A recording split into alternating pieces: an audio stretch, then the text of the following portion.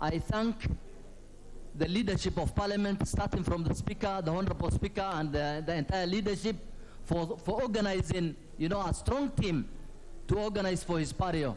That was really a wonderful patio that was done for our colleague.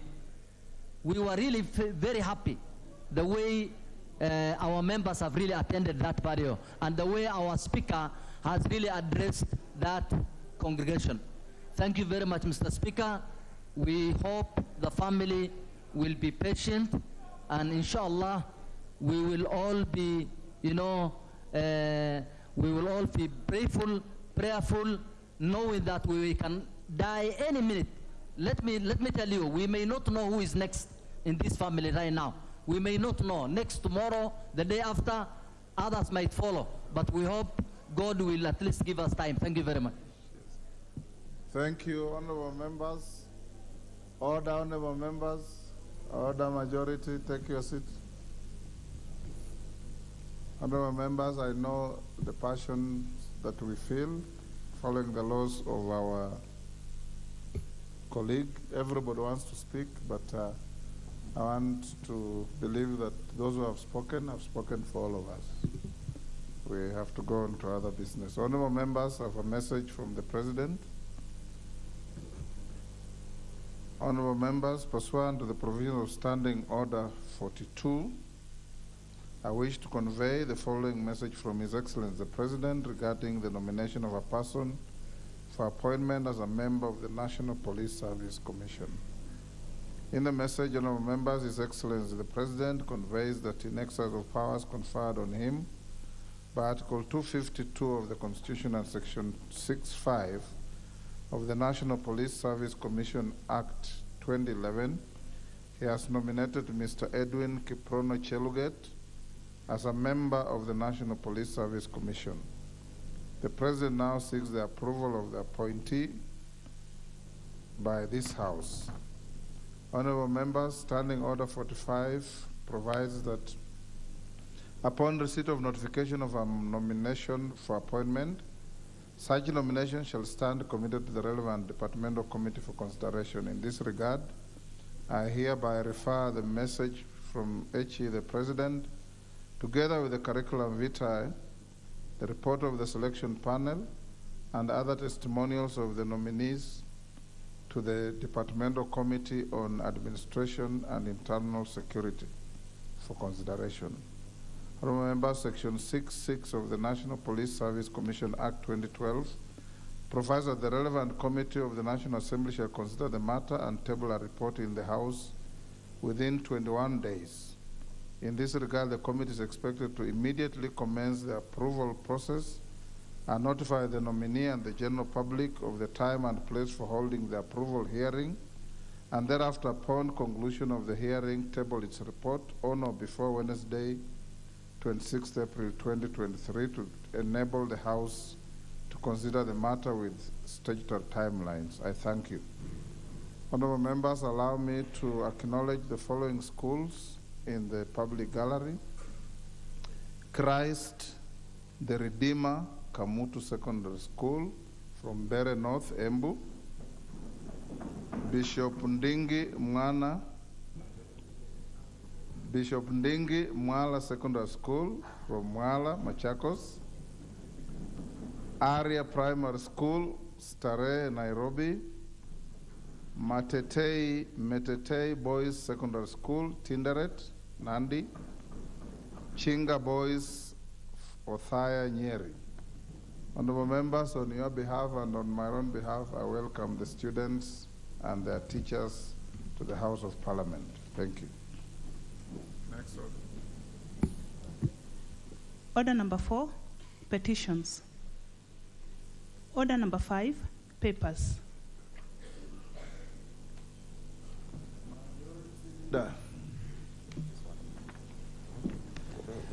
Thank you very much, Honorable Speaker. Honorable Speaker, I beg to lay the following papers on the table of the House today, Tuesday, April 11th, 2023. 1. Legal notice number 38 of 2023 relating to the climate change, public participation and access to climate change information regulations 2023 and the explanatory memorandum from the Ministry of Environment, Climate Change and Forestry.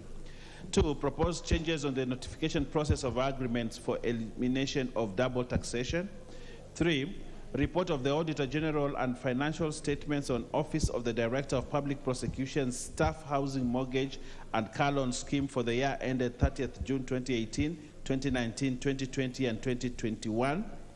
Annual report and financial statements of Teacher Service Commission for the year ended 30th June 2021. Annual County Government Budget Implementation Review Report for the financial year 2021-22 from the Office of the Controller of Budget. 6, the 10th report on status of compliance with its values and principles in Articles 10 and 232 of the Constitution for the financial year 2021-2022 from the Public Service Commission. Reports of the Auditor General and financial statements in respect of the following institutions for the year ended 30th June 2022.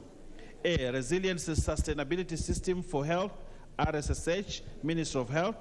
B, Support for the Healthcare Financing Strategy, Reproductive Health, Output-Based Approach Project, Kenya Medical Supplies Authority, KEMSA. East African Public Health Laboratory Network, Kenya Medical Supplies Authority. D, Green Growth and Employment Thematic Programs, GGETP, Danish Embassy, Ministry of Environment and Forestry. E, Global Fund HIV/AIDS Program, Ministry of Health. F, Health Sector Support Project, Kenya Medical Supplies Authority, KEMSA. And G, Kenya Gold Mercury Free ASGM Project, Ministry of Environment and Ministry of Environment and Forestry. 8, third quarterly report of the Ethics and Anti-Corruption Commission for the year ended 2022 from the Office of the Auditor General and Department of Justice. 9, National Government Budget Implementation Review for the financial year 2022-2023 from the Office of the Controller of Budget. And reports of the County Government Budget Implementation Review for the financial year 2022-2023 from the Office of the Controller of Budget. I thank you, Honorable Speaker. I beg to lay. Thank you, Majority. Chairperson Jaylak.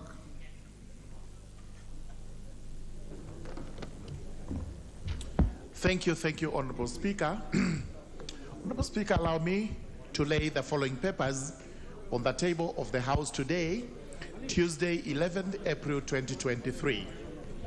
The report of the Departmental Committee on Justice and Legal Affairs on the consideration of the Statute Law Miscellaneous Amendment Bill, National Assembly Bill number 60 of 2022, together with the compendium of reports of 16 departmental committees on the consideration of the bill, namely 1, Finance and National Planning, 2, Administration and Internal Affairs, number 3, Transport and Infrastructure, number 4, Education, number 5, Lands, number 6, Trade, Industry and Cooperatives, number 7, Health, number 8, Labor, number 9, Housing and Public Works, number 10, Sports and Culture, number 11, Tourism and Wildlife, number 12, Social Protection, number 13, Defense, Intelligence and Foreign Relations, number 14, Energy, number 15, Blue Economy, Water and Irrigation,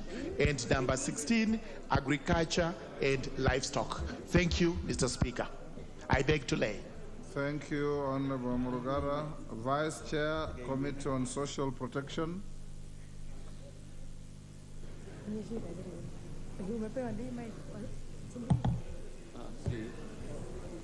Thank you, Mr. Speaker. Honorable Speaker, I beg to lay the following paper on the table of the House today, Tuesday, the 11th April 2023. Report of the Departmental Committee on Social Protection on its vetting of a nominee for appointment as member of the National Gender and Equality Commission. Mr. Speaker, I beg to lay. Thank you. Next order.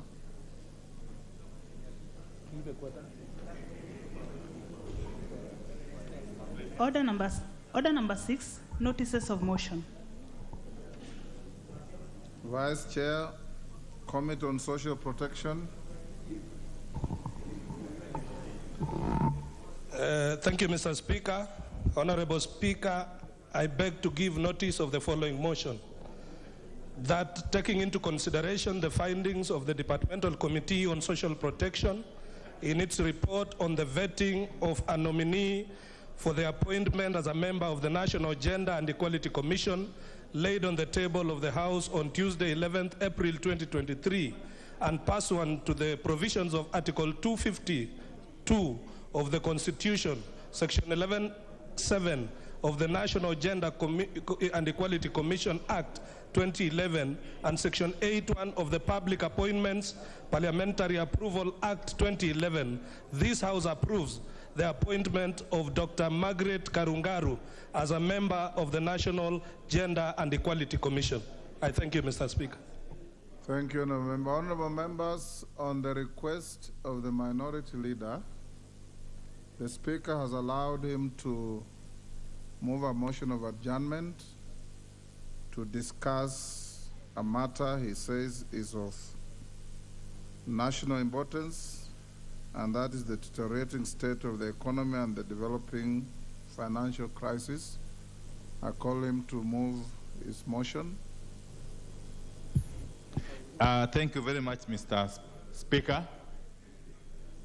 Yes, Honorable Speaker, pursuant to Standing Order number 33(1), I rise to seek leave for adjournment of the House in order to discuss a definite matter of urgent national importance regarding the deteriorating state of the economy and the developing financial crisis facing the country.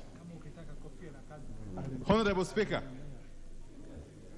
the deteriorating state of the economy and failure by the government to meet its financial obligations, including settling of salaries of public officers, is worrying and indicative of growing economic strain. According to official records of the National Treasury, the economy is facing a myriad of challenges, including the dwindling national revenue collection, as evidenced by the current revenue shortfall of Kenya shillings 900 billion. Additionally, there are serious indications of waning trust in government securities, with official data from the government indicating that as at February this year, the government managed to borrow only Kenya shillings 333 billion out of the intended Kenya shillings 1.04 trillion. Further, the results of the Central Bank of Kenya 10-year treasury bond, dated 10th April this year, indicate that the government only managed to get bids worth Kenya shillings 3.57 billion from a bid offer of Kenya shillings 20 billion, representing a paltry 17.85%. This has put pressure on government funding and is likely to lead to a shutdown of public services. Honorable Speaker, it is also notable that the government has stopped. Please note, it is also notable that the government has stopped spending on priority development projects and has also delayed in releasing funds to county governments, thereby stalling operations at the county level and, of course, frustrating devolution. Notably, only Kenya shillings 162.5 billion has been released to a few of the ministries, state departments, and agencies for development this financial year, while county governments are yet to receive the equitable share of their revenue for January to April this year. Honorable Speaker, it is against this background that I seek leave of the House to discuss this matter of national concern with a view to exploring possible and lasting solutions to the problem. Thank you, Honorable Speaker. Have the requisite support. Yes, of course, yes.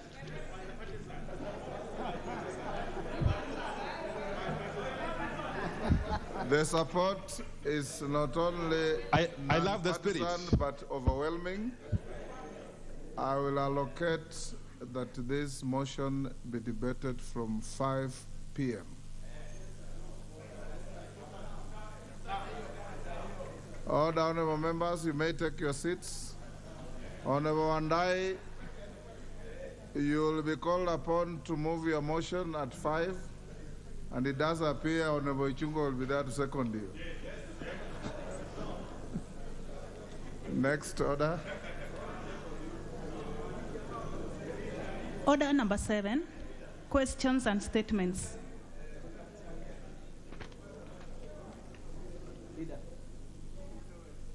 We have no.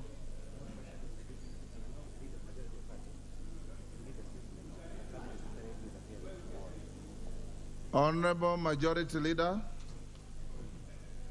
you know we are moving into a new form of dealing with questions.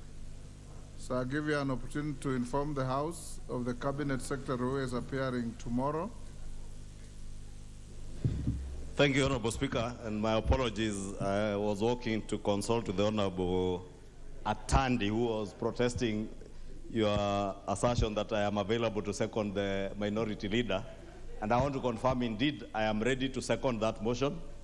I was only whispering. If he was making any protest, he's totally out of order. He was protesting, but I told him I am not seconding on WhatsApp.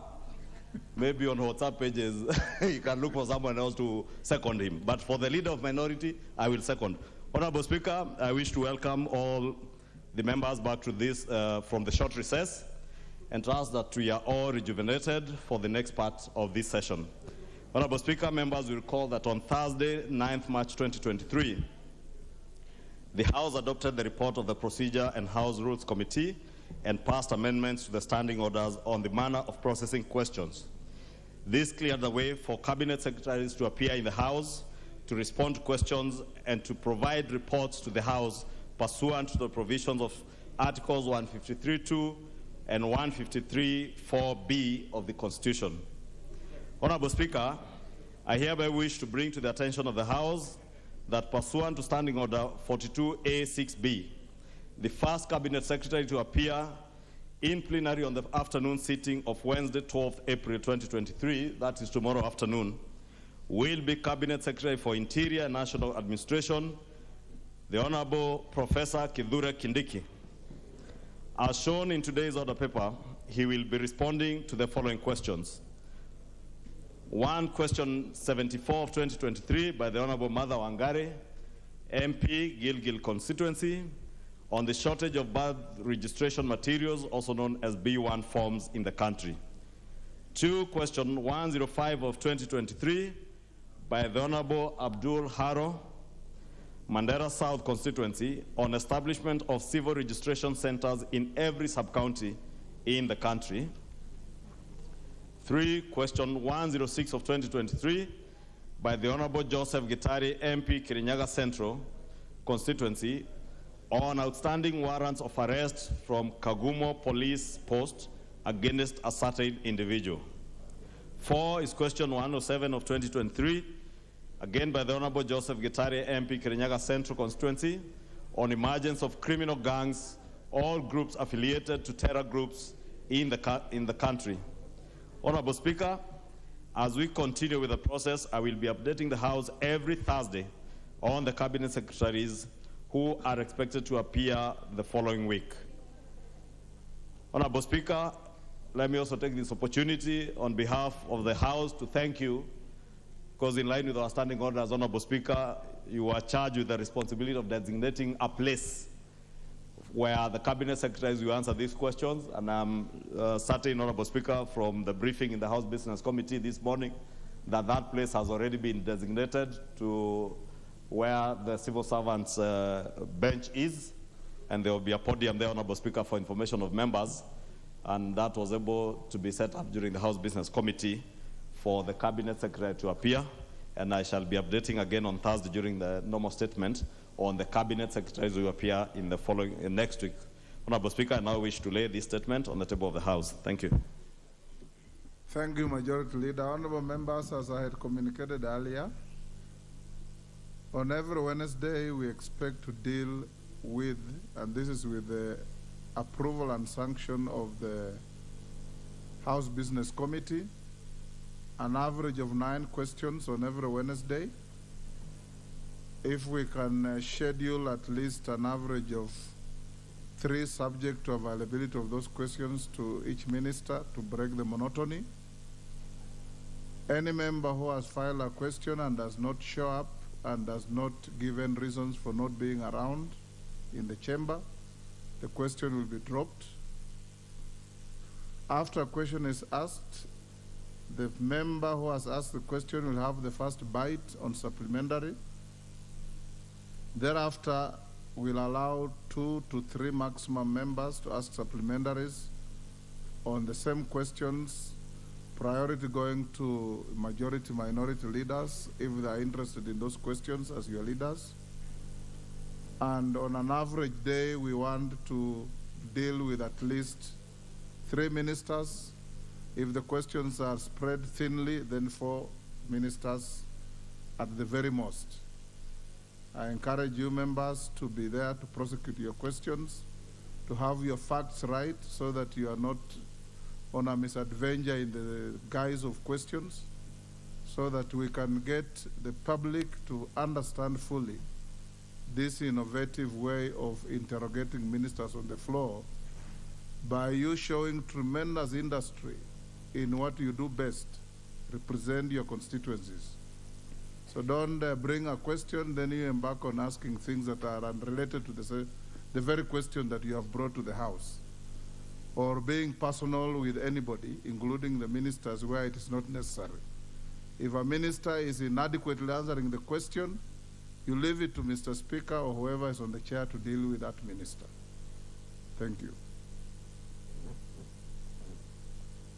Next order. Order number 8, motion. Approval of nominees to 2 National Government Constituency Development Fund committees. Musa Sirma, Chairman. Thank you, Mr. Speaker.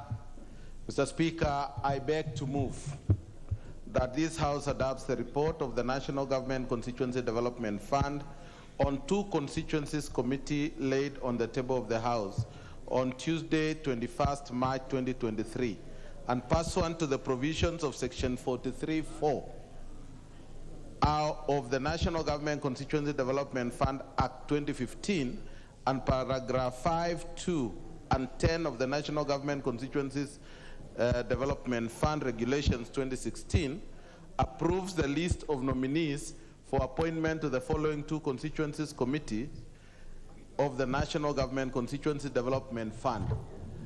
The committees are as listed on the order paper of Samburu East constituency, Mr. Speaker, which is a replacement of the earlier, to replace 1 member, and the one for Kandara constituency.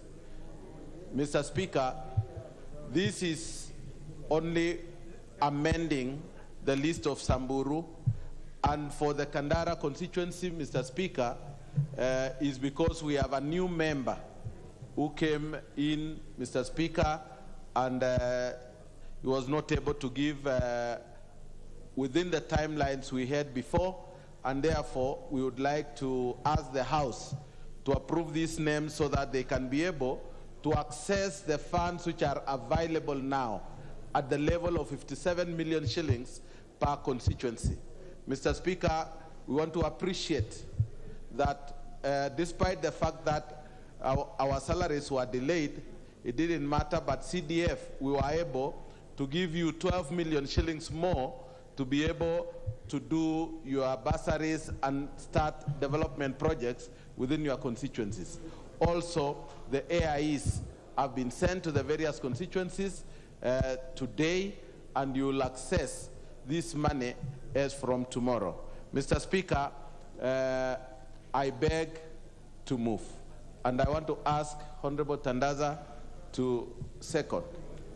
Honorable Tandaza. Give Honorable Tandaza the mic. There you are. Thank you, Honorable Speaker. Let me start by first congratulating the member for Kandara constituency for having been elected the area member of parliament for that constituency. Honorable Speaker, it's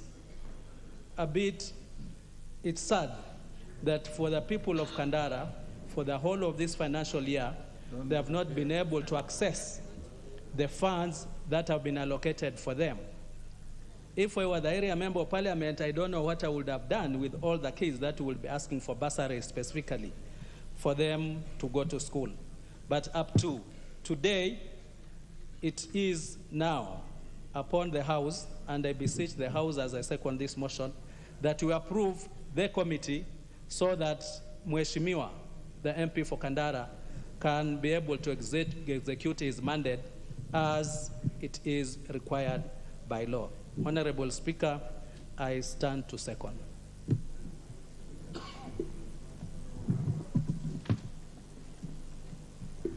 I propose the question, which is that this House adopts the report of the National Government Constituent Development Fund on 2 constituent committees laid on the table of the House on Tuesday, 21st March 2023, and pursuant to the provisions of Section 43(4) of the National Government Constituent Development Fund Act 2015 and paragraph 5, 2, and 10 of the National Government Constituency Development Fund Regulations 2016, approves the list of nominees for appointment to the following 2 constituency committees of the National Government Constituency Development Fund. Number 1, Samburu East Constituency, Lalaikwanani Likaaso Matthew, male adult representative, appointment pursuant to Section 432B. 2, Kandara Constituency, Timothy Ng'ang'a, male youth representative, pursuant to Section 432B. Samuel Kagwa Gichuru, male adult representative, appointment pursuant to Section 432B. Sarah Nyanjuki Kamandi, female youth rep, pursuant to Section 432C. Roslyn Duta Gitau, female adult representative, pursuant to Section 432C. Anthony Mwangi Kiguru, representative of persons with disability, pursuant to 432D. Sami Mburu Chege, nominee of the constituency office, male, pursuant to 432E. And Esther Mudhoni Kinuthia, nominee of the constituency office, female, pursuant to Section 432E. We put the question? And now put the question, which is that this House adopts the report of the National Government Constituent Development Fund on 2 constituency committees laid on the table of the House on Tuesday, 21st March 2023, and pursuant to the provisions of Section 43(4) of the National Government Constituent Development Fund Act 2015 and paragraphs 5, 2, and 10 of the National Government Constituencies Development Fund Regulations 2016, approves the list of nominees for the appointment to the following 2 constituency committees of the National Government Constituency Development Fund. 1, Samburu East Constituency, Lalaikwanani Likaso Matthew, male adult representative, appointed pursuant to Section 432B. 2, Kandara Constituency, Timothy Ng'ang'a, male youth representative, Section 432B. Order, Minority Leader. Order, you are disturbing the proceedings and is out of order to take phone calls on the floor. Samuel Kagwa Gishuru, male adult rep, section 432B. Sarah Nyanjuki Kamadi, female youth rep, 432C. Roslyn Duta Kitau, female adult rep, 432C. Anthony Mwangi Kiguru, representative of persons with disability, 432D. Sami Mburu Chege, nominee of the constituency office, male, 432E. Esther Mudhoni Kinuthia, nominee of the constituency office, female, 432E. As members of that opinion say aye. Aye. Will those of the contrary opinion say nay? The ayes have it. Order number 9, motion. Order on, hold on, clerk. I want to exercise my discretion and on the request of the majority leader to reorganize the order paper and skip order number 9 and go to order number 10, which will go on up to 5. If you have finished, the question will be put. If not, it will be put aside to go to the motion of adjournment. If the motion of adjournment is finished before our rise, then we'll go back to whatever will be left of order number 10 before we go back to order number 9. So call order number 10, sorry. Order number 10, motion. Ratification of the agreement between Kenya and the United Kingdom on Defense Cooperation. The Chairperson, Departmental Committee on Defense, Intelligence and Foreign Relations.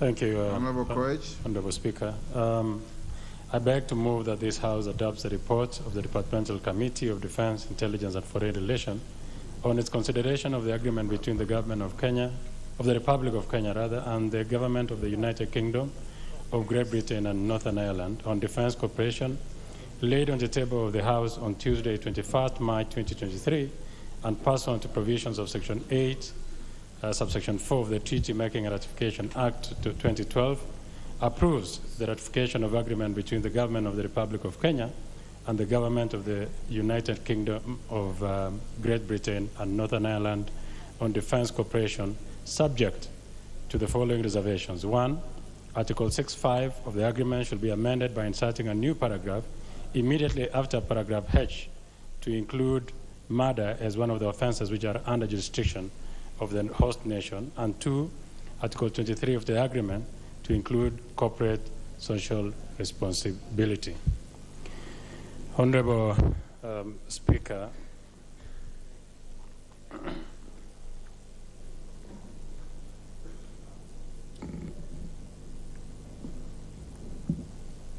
for the sake of time, I will skip some of my notes.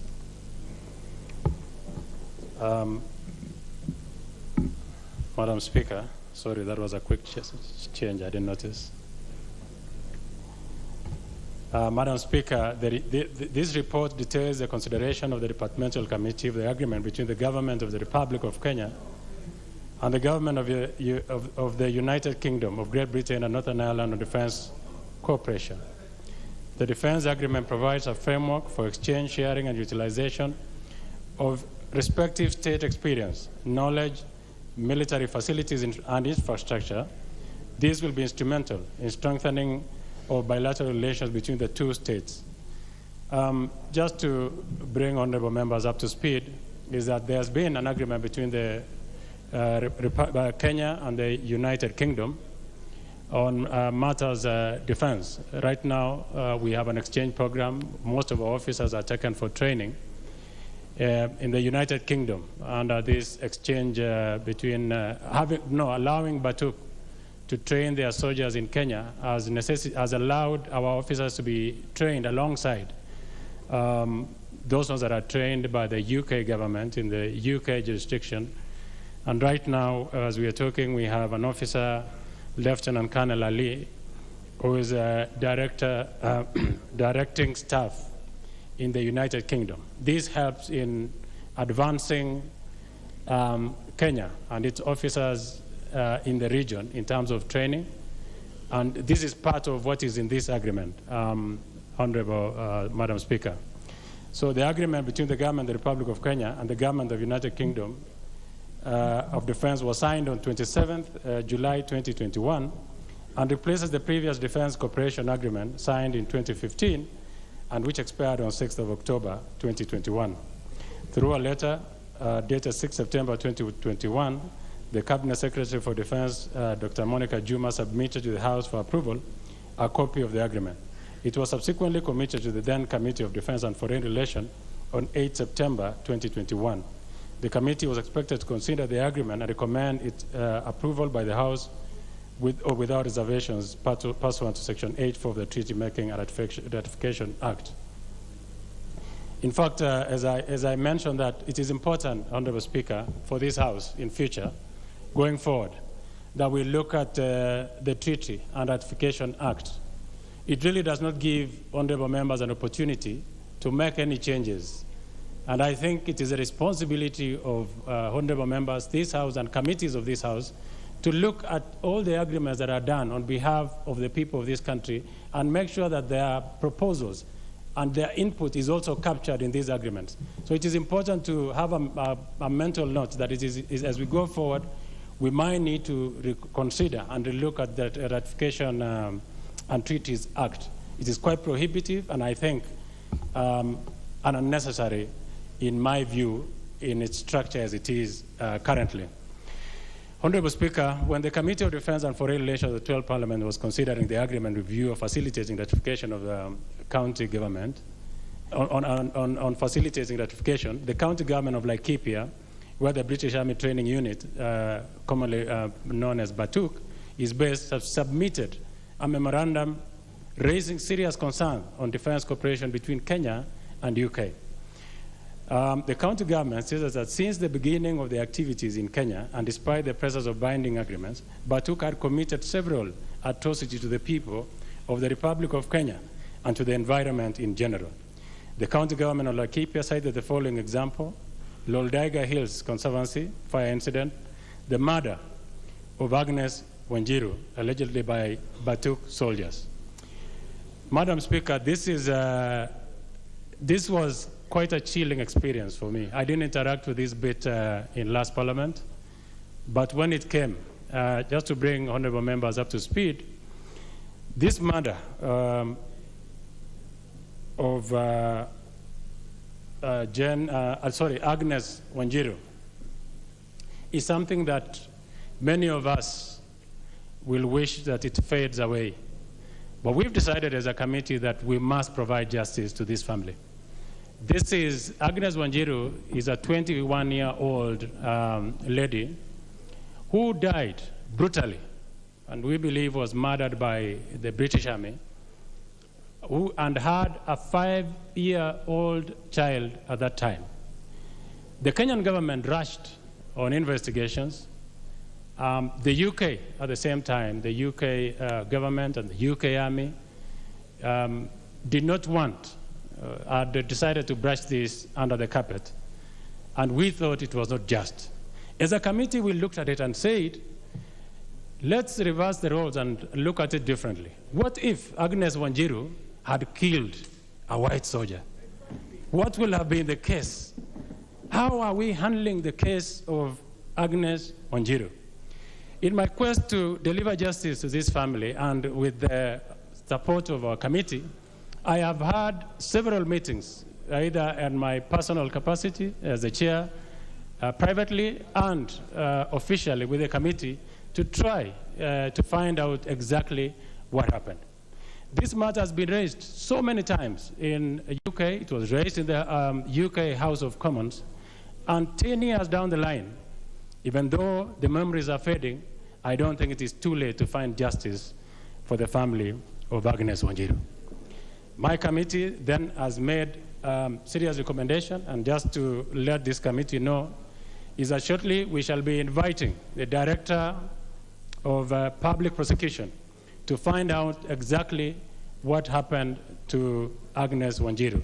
Agnes Wanjiru body was found 2 months after her brutal murder in a septic tank. The only reason that this body was able to be found was because it had become a Facebook taunt by the UK military officers, and one of them confessed that when they left the bar that night, one of their colleagues committed the heinous murder of Agnes Wanjiru. However, as much as we will want to have the UK government repatriate the officer who participated in this murder, we still, like I said, have a problem with how we structure our agreements and treaties. And that is why I said this House must be involved in writing of treaties and even at some times making recommendations. I want to promise this Honorable House that I've held so much, as our committee, we've held so much discussions, and the justice to Agnes Wanjiru must be availed. To that end, let me say, due to the above-mentioned concerns then, Honorable Speaker, among others, the 12th Parliament, the processing of this agreement was not concluded.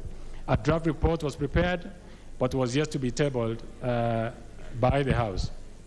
Honorable Speaker, through the letter dated 22nd November 2022, the agreement was submitted to the Cabinet Secretary by the Cabinet Secretary, Honorable Adan Bare Duale. It was consequently tabled in the House on 24th November 2022 and committed to the Departmental Committee of Defense and Intelligence and Foreign Relations for consideration. The committee was expected to consider the agreement and recommend its adoption and approval by the National Assembly with or without reservations. The agreement contains 26 articles. Just to highlight a few, Honorable Speaker, Article 2 of the agreement identifies objective and enhancing bilateral cooperation on defense by identifying a framework for exchange of experience and knowledge for the use of mutual benefit of the Republic of Kenya and the United Kingdom of Great Britain and Northern Ireland. Some of those agreements, A is a security and defense policy. The UK government has continued to be of a great importance to this country, particularly on matters of defense, especially when we're dealing with terrorism. And they've continued to provide personnel, they've continued to provide material in what we call excess defense article, EDA. Some of the equipment that we use, we get them from them, and almost for free. Another one is defense administration, welfare matters, and military personnel. This one that I had mentioned, there is always an exchange program between our military and the military of the UK in trying as much as possible to make sure that they bring up to speed our officers to their sophisticated and almost advanced training in the United Kingdom. There's counter-piracy and other maritime security activities. In fact, until up to maybe 10 years ago, the Kenya Navy used to send every year our officers to the UK for training on naval tactics and naval experience. And we've gained a lot from that experience. In fact, when you engage officers who went through the training in the UK, they will tell you the kind of training they undergo is exhaustive and an extremely, extremely important exercise. We will, in this agreement, will continue advancing that they continue, because they used to take 10 officers, they have scaled it down. We will want again to re-engage with them so that we are able to send as many officers as possible to train in the UK. There's also protection of the environment, which has been captured very well in this agreement. Military medical services, including research and development, military sports, disaster relief, humanitarian operations by the armed forces. It will be important for this country, for the Honorable House, Madam Speaker, to understand. When we had when we had the ferry disaster a while back, you remember the child and the mother who drowned in water. The first line of call on such emergencies is normally the military, and this training has been advanced. Initially, the divers will go up to 100 meters, I'm told, But right now, we have divers who can go up to 1 kilometer under the sea because of that training that we continue to advance between Kenya, the United Kingdom, and other countries that we're entering into defense cooperation agreements. There is also counterterrorism, like I pointed earlier, defense civilian component, exchange visit of military personnel, mapping, survey, and exchange of geographic materials, and other mutual interests upon in the future. Honorable Speaker, Article 6 of the agreement prescribes the legal status of the visiting forces. The draft agreement, while subjecting the visiting forces to the laws of the host nation. When you say the laws of the host nation, Honorable Speaker, if you realized in my initial statement, I said we have included murder so that there is no runaway murder. For as long as you are in the jurisdiction of this country, you must be put on trial by that state, not repatriating the officers to be tried elsewhere where families like Agnes Wanjiru's family cannot afford to see that trial and participate on the trial. So we've allowed in this agreement that such offenses must be tried within the jurisdiction of the host nation, which is Kenya. Honorable Speaker, Article 24 of the agreement establishes the Intergovernmental Liaison Committee comprising the representatives of the Republic of Kenya and the United Kingdom of Great Britain and the Northern Ireland to oversee the implementation of the agreement.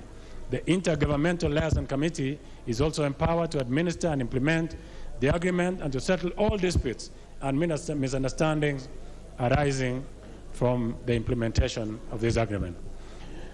Honorable Speaker, moving on in considering the agreement, the committee held a total of 11 sittings.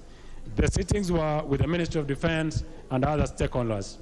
Pursuant to Article 118B of the Constitution on Public Participation and Section 83 of the Treaty Making and Ratification Act 2012, the committee placed advertisement on the 2 local dailies on 20th October 2021, calling for submission of memoranda on the subject matter, and by the close of the deadline, the committee had not received any memoranda for or against the ratification of the agreement. However, the committee received submissions of the county government of Laikipia on 31st March 2022, long after the close of the deadline, but nonetheless, we still looked at them and considered them in our report, which has been sufficiently addressed in this report from the committee. The memorandum of the county government of Laikipia raises concern over the claims of deaths and injuries, forms of suffering arising from activities related to the British Army training Batuk. The memo further advanced that no form of compensation has been forthcoming to settle the claims. Honorable Speaker, defense agreements are important to the country, as they, among others, enable knowledge, transfer, and capacity building, and sharing of information in an increasingly complex global environment. Having processed the agreement, the committee observed that the agreement adds to the already existing bi- and multilateral agreements with other state agencies. The country stood to benefit from the expertise held by the counterpart state. Honorable Speaker, the committee observed that training by Batuk had failed to adhere to Kenyan laws and obligations under international law with respect to preservation of the environment pursuant to Article 8 of the agreement. And this is largely because of the earlier defense agreement. We've made it very clear that as they train, there should not be any environmental degradation. And in fact, they will take responsibility if there was going to be any that is going to happen going forward. That are lapsed did not consider that agreement, Honorable Speaker, that lapsed did not consider the environmental impact. However, this DCA will greatly address the impact of the environment where training of the troops will take place. Honorable Speaker, the committee further noted that Article 6, Sub-Article 5 provides for various offenses which are not to be considered as arising out of official duty and therefore triable by the host nation. However, murder was not listed as one of the offenses, thereby allowing cases similar to that of Agnes Wanjiru not mentioned in the report to occur in the future. The committee further noted that Article 23 of the agreement obligates visiting forces to respect and be sensitive to tradition, customs, and culture of the local communities of the places they are deployed in. However, the agreement does not provide for social corporate responsibility. I will say it here, Honorable Speaker, that it behoves the host nation to make sure that anyone we've signed an agreement with strictly is made to adhere to the rules and regulations of the land, whether it is the county government regulations or the constitution of this country. Such cases of murder, runaway murder, degradation of the environment will not happen if officers from Kenya were training in the UK, for instance. We should not allow that to happen in our soil. We've made it on strongest terms possible to the Kenya Defence Forces, the Ministry of Defence, and even the UK government through their representatives here in this country, that this country will not, and particularly this parliament, will not tolerate any misadventure. I see the light. If you allow me 1 minute to conclude, from the officers of the UK. Honorable Speaker, it's a long report. It's a very interesting report that I will invite honorable members, because of time, that you have a look at this report. It is important. It only touches on Batuk, but I'm sure there are other misadventure by visiting people from different countries that we have exchange program with that are happening but have never been raised. Only this one was captured because of the murder of Agnes Wanjiru, and I hope that going into the future, this Parliament will look into the Treaty and Ratification Act. With those many remarks, Honorable Speaker, I'll request the distinguished Honorable Member of the committee, Honorable Mumusi, to second.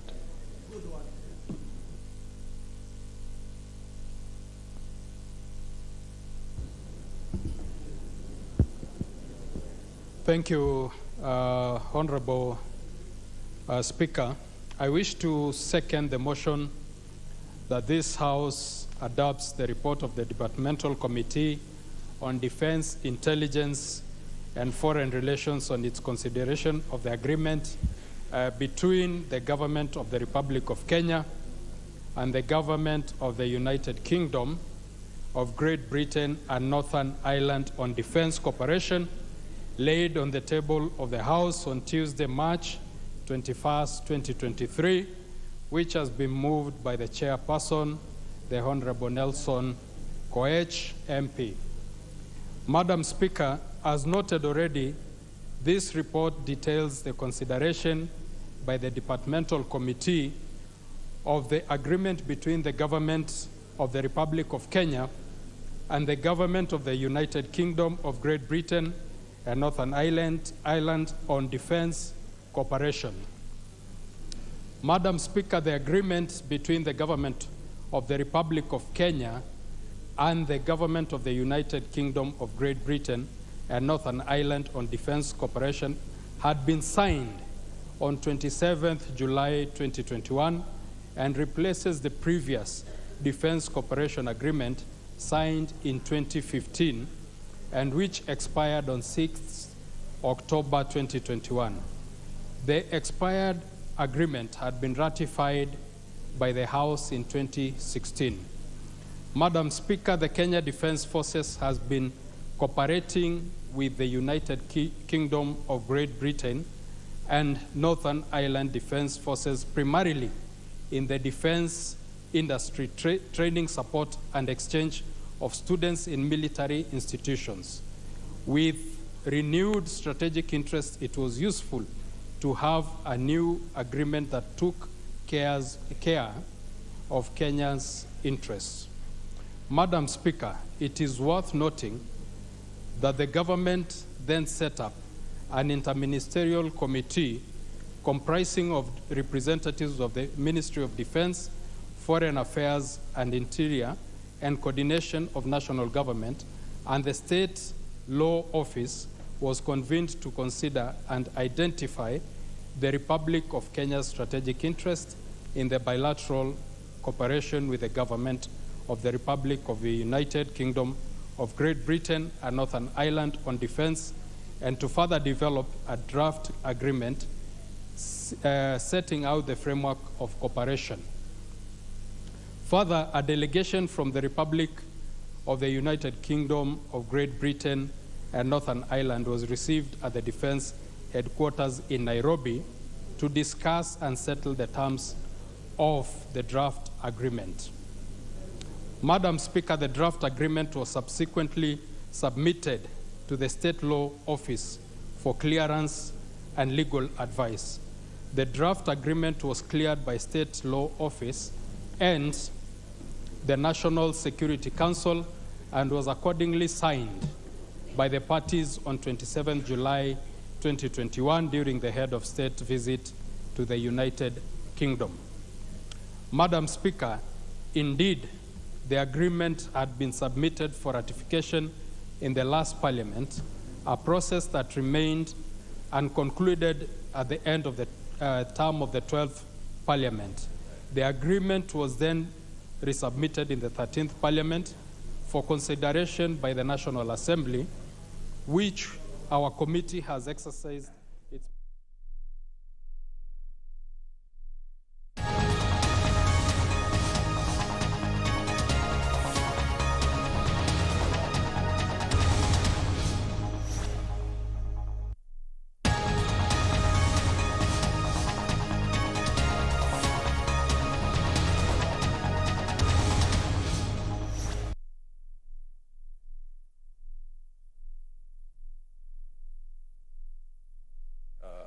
especially the business that is appearing on the order paper. We indeed, let me just share this with you. We were agonizing on this particular matter when we sat as SBC, because you'll notice that there is business in the order paper that is almost a fixture of our order paper.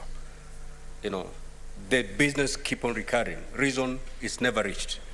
So we need to be alive to the fact that though we may want as many of you to make comments and intervention, but because of the time factor, we will limit the number of senators to speak per statement.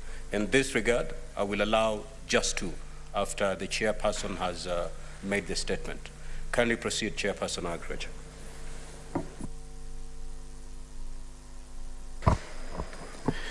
Thank you, Mr. Speaker. Mr. Speaker, sir, I rise pursuant to Standing Order 56(1)B of the Senate Standing Orders to make a statement relating to the activities of the Standing Committee on Agriculture, Livestock, Fisheries and Blue Economy from 14th October 2022 to 30th March 2023.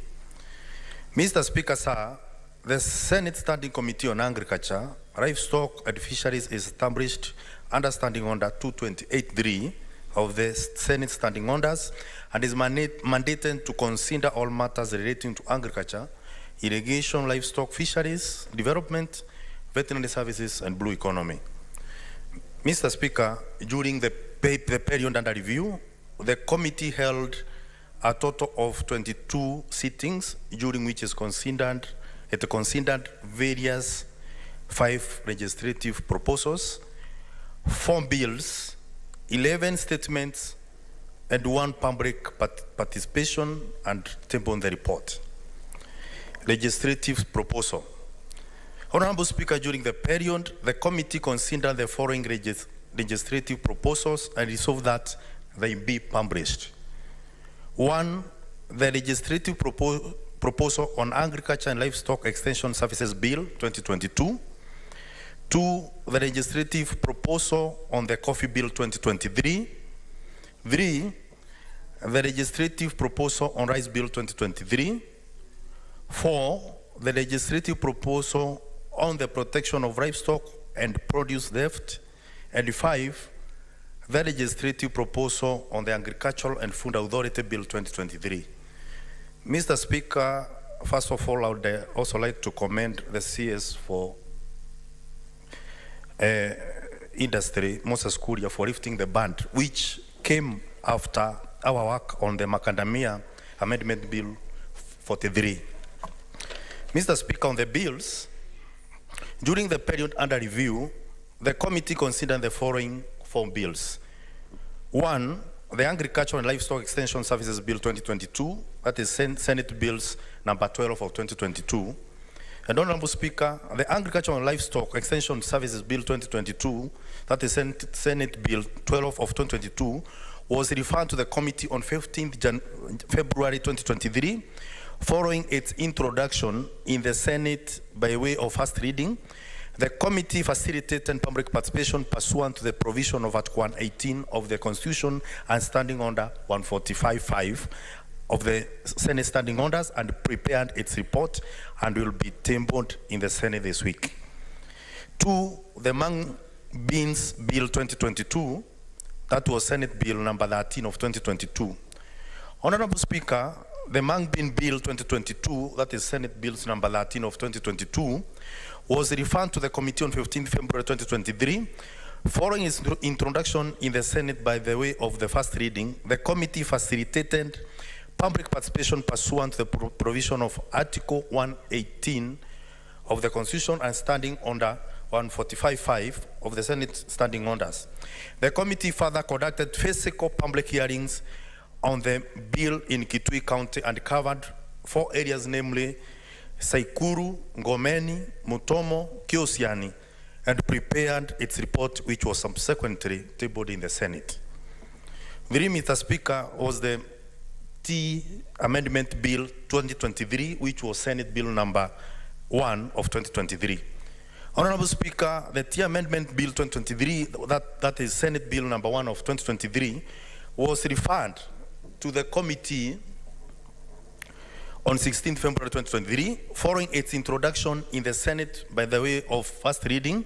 The committee facilitated public participation pursuant to the provisions of Article 118 of the Constitution and standing under 145.5 of the Senate Standing Orders through requesting for written memoranda. The committee intends to conduct a physical public participation on the bill and will thereafter table its report in the Senate. 4, the Cotton Development and Industry Bill 2023. That was Senate Bill number 5 of 2023. Mr. Speaker, the Cotton Development and Industry Bill 2023, that is Senate Bill number 5 of 2023, was referred to the committee on 2nd March 2023 following its introduction in the Senate by the way of first reading.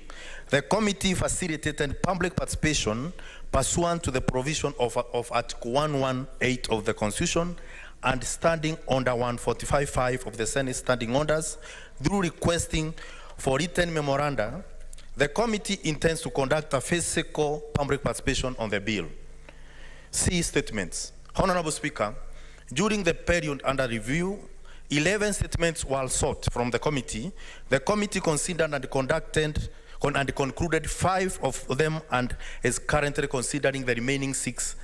In considering the same statements, the responses were shared with the respective senators who sought the statements. Mr. Speaker, the statement below have been concluded. 1, statement regarding the state of rice farming in Kisumu County by Professor Tom Onjenda, MP. 2, statement regarding the state of cage fish farming in Kisumu County by Senator Professor Tom Onjenda, MP.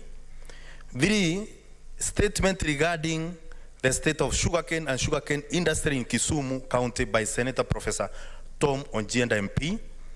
4, statement regarding the invasion of high rice fields by Kwelea Bands in Kisumu County by Senator Professor Tom Onjenda, MP. And 5, statement of the status of national agricultural and rural inclusive growth project in Vihiga County by Senator Godfrey Otsosi, MP. Mr. Speaker, the committee is yet to receive responses on the following statement. 1, statement on the current drought mitigation program in arid and semi-arid land ASAL by Senator Enoch Kioambua, MP. Mr. Speaker, I would like to know that the responses for this was first brought this Senate, and it was given to Senator Kioambua, but he was not satisfied, so we are still working on it. Number 2, the statement of the plant importation of maize by the Minister of Agriculture and Livestock Development by Senator Samson Cherargei MP. 3, statement on the status of distribution of subsidized fertilizer in Laikipia County by Senator John Derito MP. 4, statement on the state of the nut industry in Kenya by Senator Haminda Kibwana MP.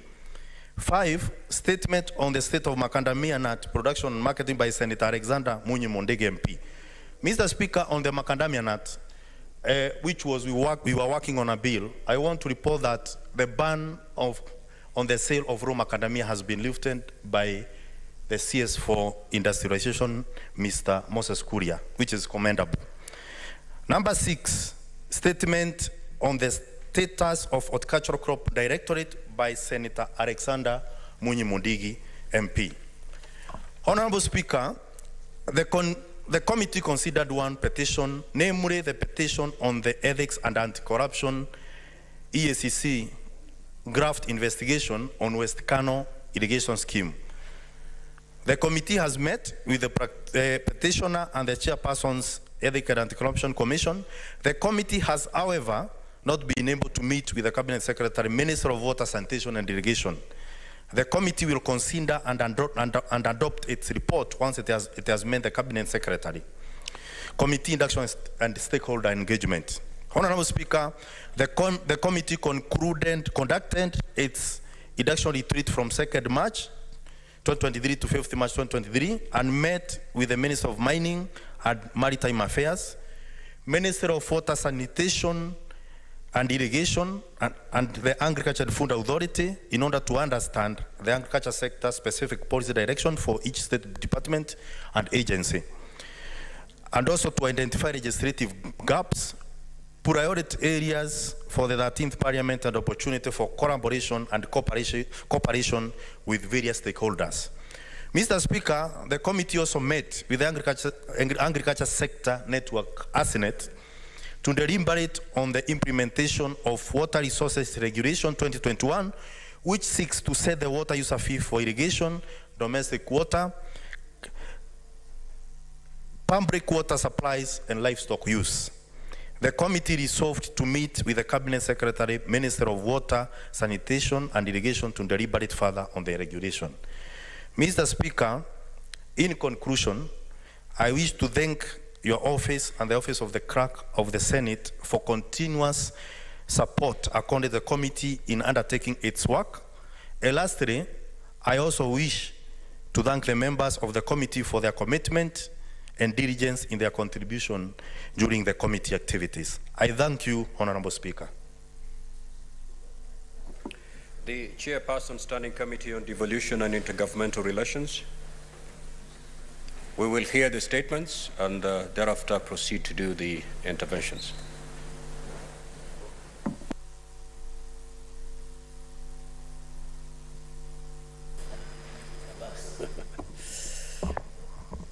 Thank you, Mr. Speaker, sir.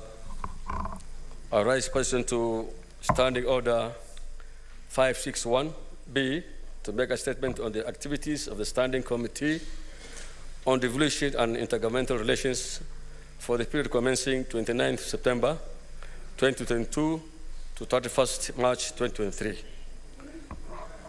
On the statements, Mr. Speaker, sir, the committee has considered a number of statements sought by the Horn Senators, which includes 1, a request for the statement regarding the relocation of national government administrative services from Chuka town to Kadwana town, which was sought, which is the gazetted headquarters of the Tharaka County, requested by Senator Kataya Mofaya. 2, a request for statement sought by Senator Professor Tom Odhiambo Ojeda regarding border disputes between Kisumu, Nandi counties of Chimilili, Muhoroni, Miwani, Kibogori, Kibos, Kuru, Kobere towns, and Kiricho and Kisumu, counties of the Sundu area. 3, a request for statement sought by Senator Mohammed Chute regarding the acquisition and distribution of relief supplies by the county government of Marsabit and neighboring counties sourced from the county's development.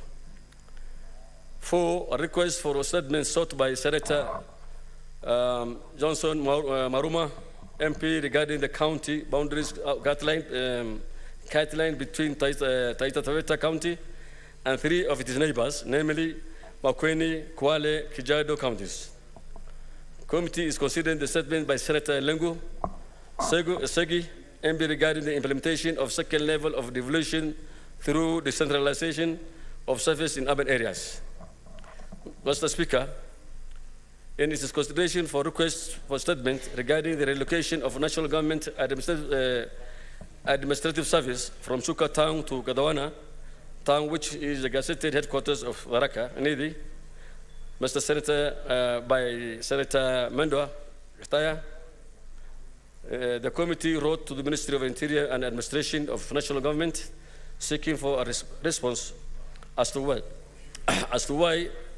the relocation of national government service has not been affected. The committee received a comprehensive response from the Cabinet Secretary, which was shared to the requester of the statement. The committee undertook a county visit to Dharakanidi from 20th to 21st January 2023 to ascertain the status of the delayed operationalization of Kadana town as the county headquarters, and held meetings with the Ethics and Anti-Corruption Commission and the Control of Budget to deliberate on matters affecting the stalled constructions of Dharakanidi County Assembly Chambers.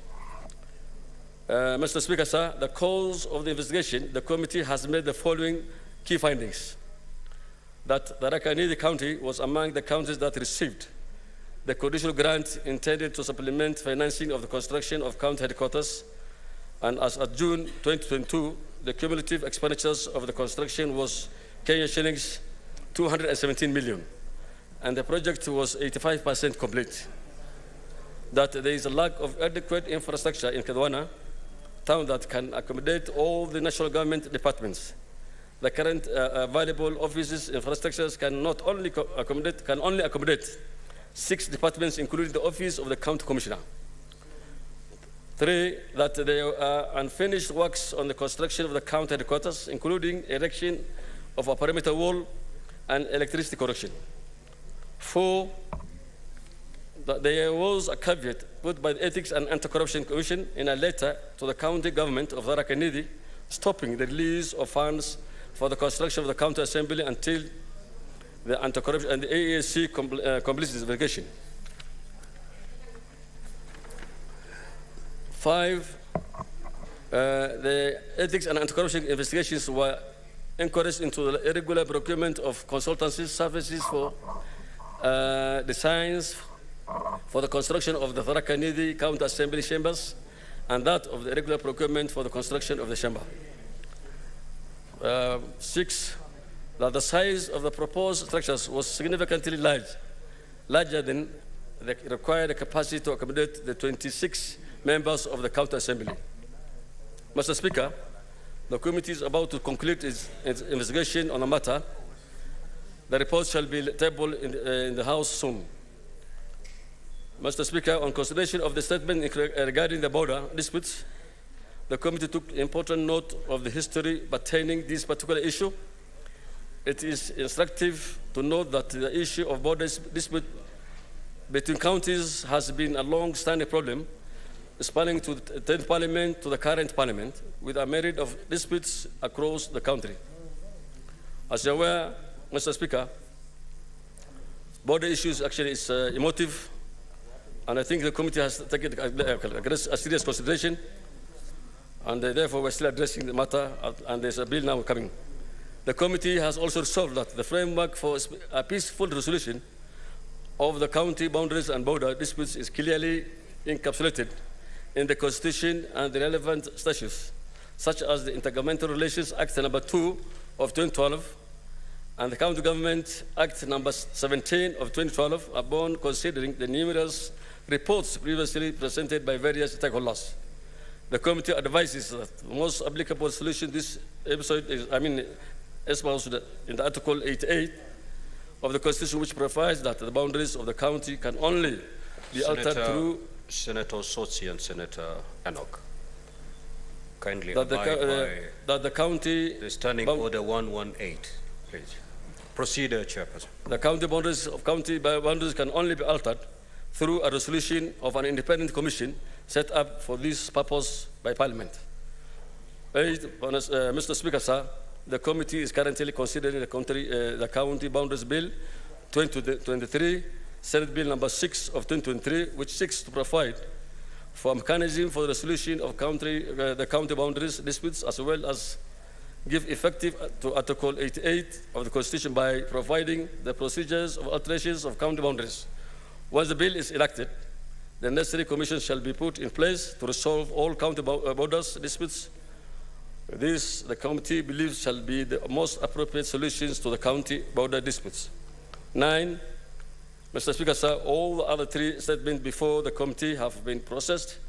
Invitations for responses from the relevant offices have been sent, and the committee is set to expeditiously deal with them as soon as they have received, to ensure that they are dispensed with.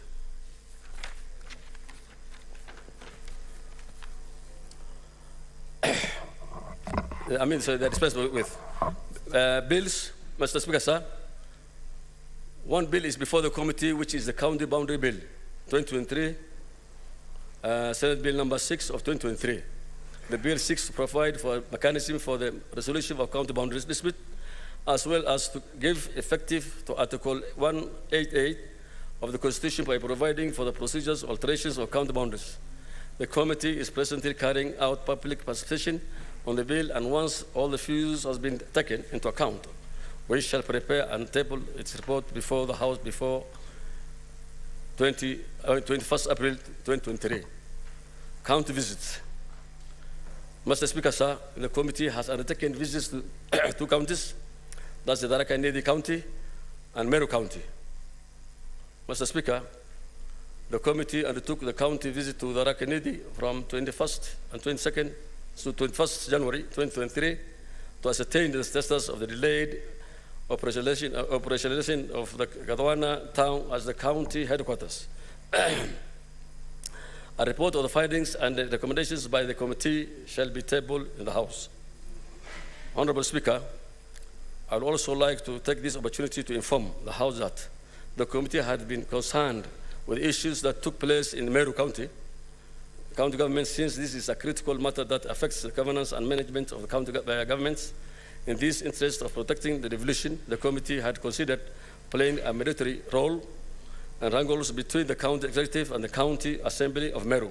Unfortunately, the process of impeachment of the county governor through a petition by the county assembly had commenced before the committee could intervene. Mr. Speaker, I wish to, however, report that on 21st to 22nd January 2023, the committee undertook a visit to Meru County and held a successful engagement with the governor as well as with the members of the county assembly as a follow-up on how the county is moving on the aftermath of the impeachment trial of the governor. In this regard, I wish to assure this House of the commitment of the committee to enhancing and strengthening good intergovernmental relations in the counties, which it regards as the cornerstone for the success of devolution. Stakeholder engagement. Mr. Speaker, sir, the committee has held meetings with various stakeholders in the spirit of fostering good working relations with them. This includes the State Department of Devolution,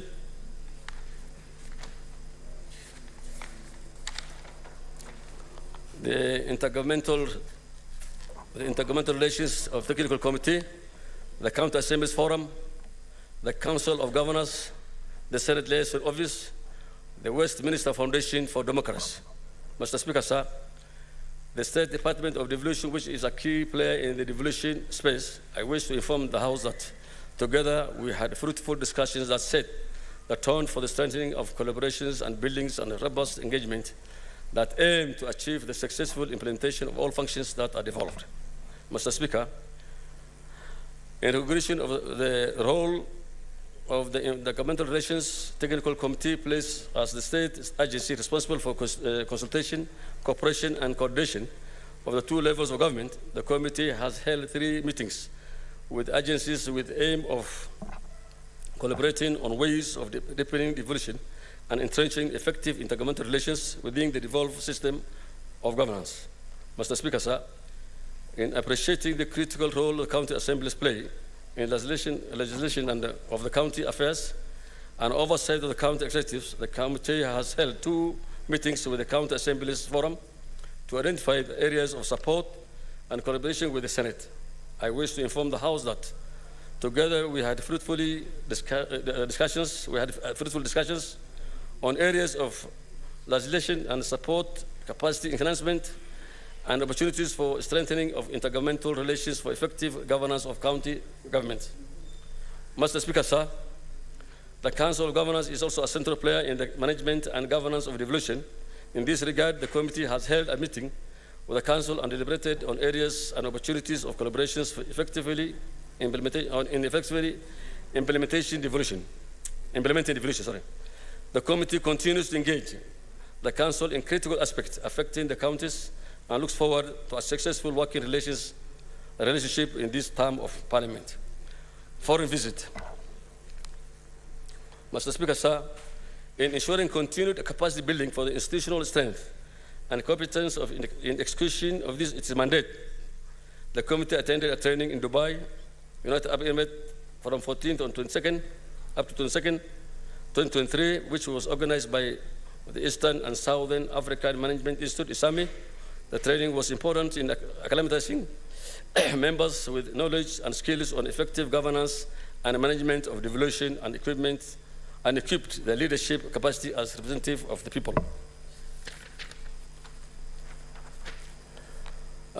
Inductions and work planning retreats. Mr. Speaker, sir, in order to give the members a deeper understanding of the committee's mandate and to prepare them for the huge task in the 13th Parliament, the committee held an induction and work planning retreat from 5th to 8th February 2023 in Naivasha, which gave also the senators an opportunity to interact with its various stakeholders as well as identify areas of priorities for the term of Parliament. Consideration of reports on review and assessment of committee performance. Mr. Speaker, sir, for continuous improvement and effective performance on its mandate, the committee has considered a performance assessment and review report that was conducted by the Senate Liaison Office in collaboration with the Westminster Foundation for Democracy, which identified the challenges that were clawing back on the performance of the committee in the previous Parliament. The committee is taking robust measures to implement the recommendations made from the report, which shall enhance and strengthen its effective delivery. Consideration of the 2023 budget policy statement. Mr. Speaker, sir, the committee considered the 2023 budget policy statement, the medium-term debt management strategy, on which it made critical observation and sustainable recommendations on the policies touching on the various fiscal challenges and risks that are facing the country's government, the county government. The committee has committed its report on the standing committee to the Standing Committee of the Finance and Budget and hopes that the committee takes into account its recommendation. Oversight the implementation of the Urban Areas and Cities Act number 13 of 2011. Mr. Speaker, sir, in line with the fulfillment of its mandate, the committee is determined to ensure that urban areas and cities in the country are governed and managed in the manner contemplated in Article 184 of the Constitution. To this end, the committee is currently developing a framework for establishing whether cities, towns, and market centers have fulfilled the provisions of the Urban Areas and Cities Act number 13 of 2011. Review of devolved sector laws that should be aligned to the Constitution. Mr. Speaker, sir, to ensure that all the devolved functions are smoothly performed by the counties, the committee is in the process of identification of the laws in the devolved functions, of devolved sectors that existed before 2010 Constitution, which needs to be reviewed so as to align to the Constitution. The committee has so far identified 79 laws in the different devolved sectors, that need to be aligned into the Constitution as indicated here below in the table. 1. Land and environment, 23 laws. Health, 20 laws. Honorable Senator. Yes, sir. You're supposed to make your statement for not more than 10 minutes. It's what it's in. I'm almost finishing. Pursuant to Standing Order It's almost 51. over. I'm concluding. Yes, You've already overshot the runway. Kindly conclude. Yeah, okay. And table your Let me forget about the table. So, and in total, I have 79 laws to be reviewed. Actually, Mr. Speaker, sir, it's important to note that this non-conformity of the devolved sector laws has been a huge clawback in the success of implementing the devolution. As such, the committee believes that its report on the matter will help the other Senate committees to have these challenges looked into and mechanisms providing for a solution put in place. Mr. Speaker, in conclusion, the committee plans to carry out the following key activities in this session. Consideration of various legislative proposals and bills touching on devolution, a meeting with the Deputy President since the State Department of Devolution lies in his office, oversighting the implementation of the Urban Areas Act and Cities Act number 13 of 2011, review of the devolution sector laws should be aligned to the Constitution, review of the Intergovernmental Relations Act 2012 with the aim of making reviews on both relations between the national government and the county government. Finally, Mr. Speaker,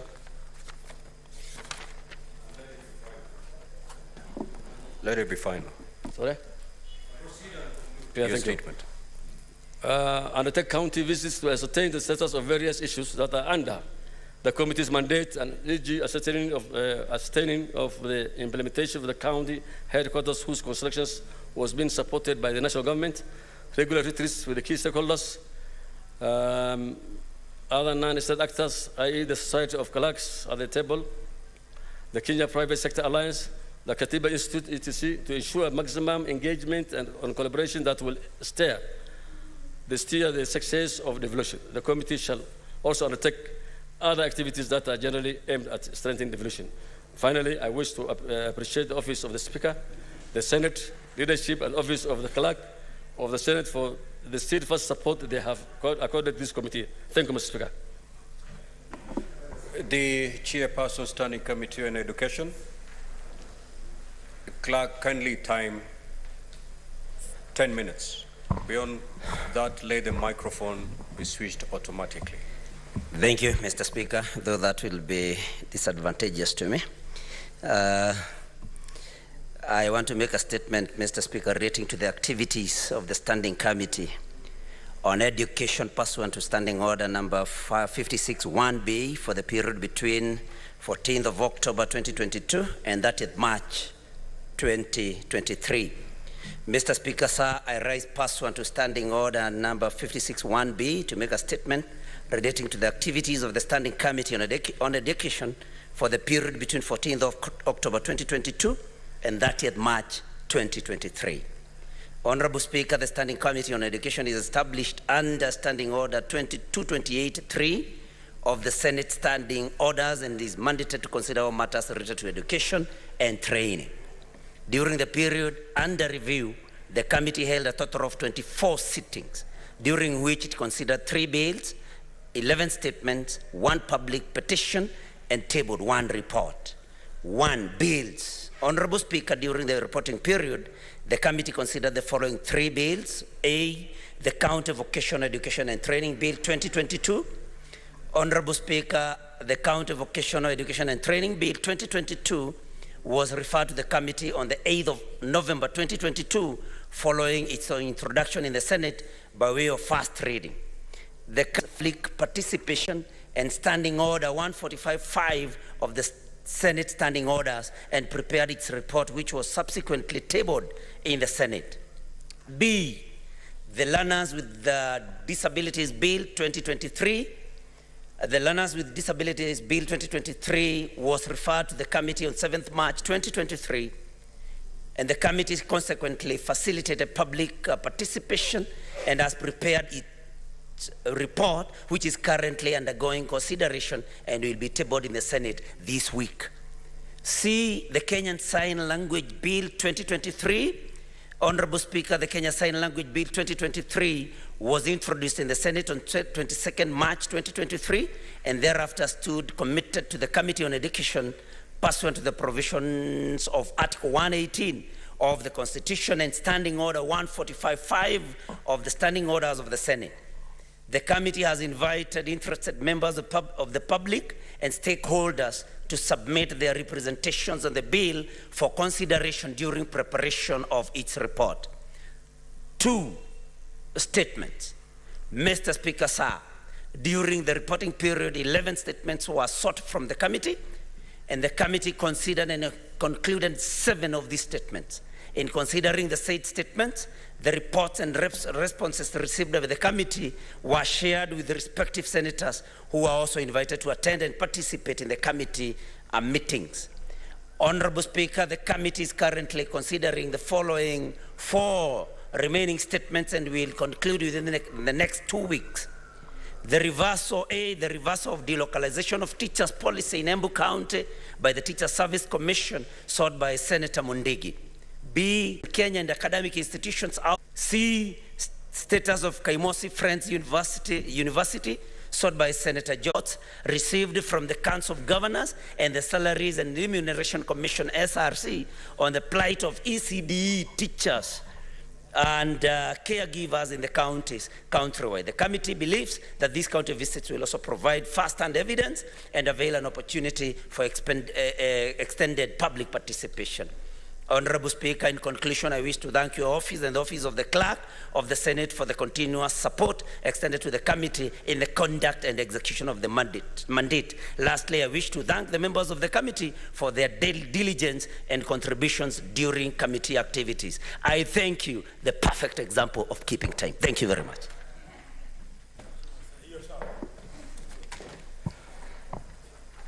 Thank you, Senators. Before I give members time to make comments on those 3 statements by the chairs of those standing committees, allow me to make the following communication. Honorable Senators, I would like to acknowledge the presence in the Speaker's Gallery this afternoon a visiting delegation from the United States of America. They are in the Senate as guests of Senator for Makueni County, Senator Daniel Manzo, MP. Honorable Senators, I request each member of the delegation to stand when called out so that you may be acknowledged in the Senate tradition. These are Griffith Morgan, Member of Congress, Virginia State. Sarah Jacobs, Member of Congress, California State. Janti Soripto, CEO, Save the Children. Griffith Hillary, member of the delegation. Glenson Christie, member of the delegation. And Loz Arion Michelle, member of the delegation. Honorable Senators, on behalf of the Senate and on my own behalf, I extend a warm welcome and wish you a fruitful visit. I will allow the Senator for Makueni to say a very brief word of welcome, and also Senator Ledama. Very brief, Senators.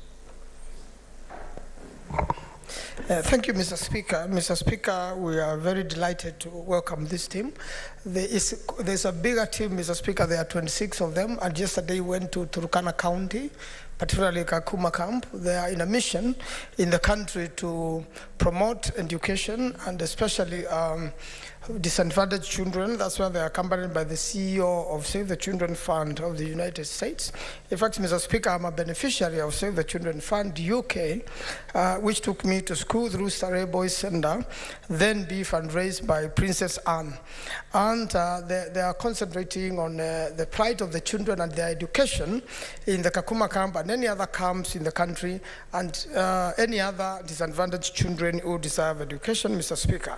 Mr. Speaker, the congressman from Virginia is in the Committee of Energy in the Congress, and Sarah, who is a Congress lady from California, is in foreign relations.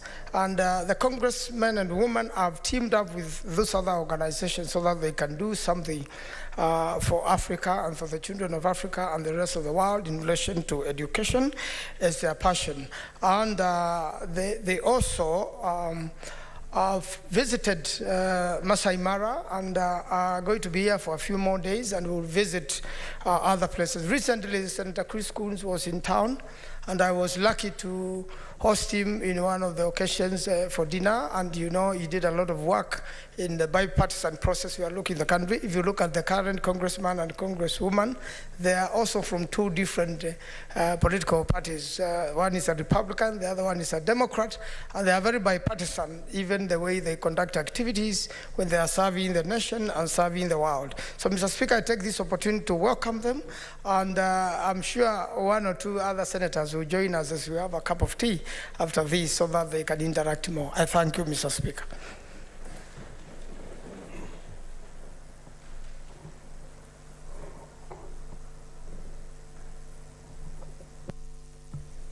Thank you, Mr. Speaker. Mr. Speaker, I join you and my colleagues in welcoming the two Congress persons from the United States of America to this great Republic of Kenya. I'm very happy that you're working with Save the Children. I'm aware and I'm actually very conversant with the work that they do. And I'm very happy that you got a chance to visit the Masai Mara. I represent Narok County, which is with the greater Masai Mara Game Reserve. I'd like to welcome you again to consider assisting young girls and boys from the Masai Mara region, from Narok County. We're heavily affected by the drought, which has completely devastated homesteads. And it's a big challenge for us. And I hope that when you're here, you can be able to also visit Kajiado County and see how they've been greatly affected. I requested to welcome you because America is my second home. And I know the amount of work that you do, and to see two congresspersons from the Republican Party and the Democratic Party working together is something which is going to assist us a lot here in learning to be bipartisan. Just like the United States, the Senate of the Republic of Kenya and the National Assembly are growing heavily apart to be two different distinct bodies. We represent the interests of our counties. They represent the interests of their districts or their constituencies, which I'm sure you represent. It's a bit different how we represent people here. Our term is about 5 years. I know yours is about 2 years, but we do the same work. So enjoy your time here in Kenya, and I hope that you will be able to send more good things about Kenya and have more foreigners, especially from the foreign committee, come to Kenya. Kenya is a good country. I also serve in the Energy Committee in the Senate, and I'm happy that we can be able to relate. Thank you very much, and thank you, Mr. Speaker. Senator Chiranke. Senator Enoch. Yeah, your comments on the reports, the 3 reports that have been read out. I thank you, Mr. Speaker. Mr. Speaker, I want to take this opportunity to congratulate the chairman, the Committee on Agriculture, where I sit. Mr. Speaker, I asked to comment on this issue because, yes, it is true that Article 118 of the Constitution requires that committees of Parliament conduct public participation in the process of handling bills and legislation. And the requirement there, Mr. Speaker, is direct to Parliament that those committees shall be facilitated to undertake public participation. Mr. Speaker, we need as a House to define that facilitation properly.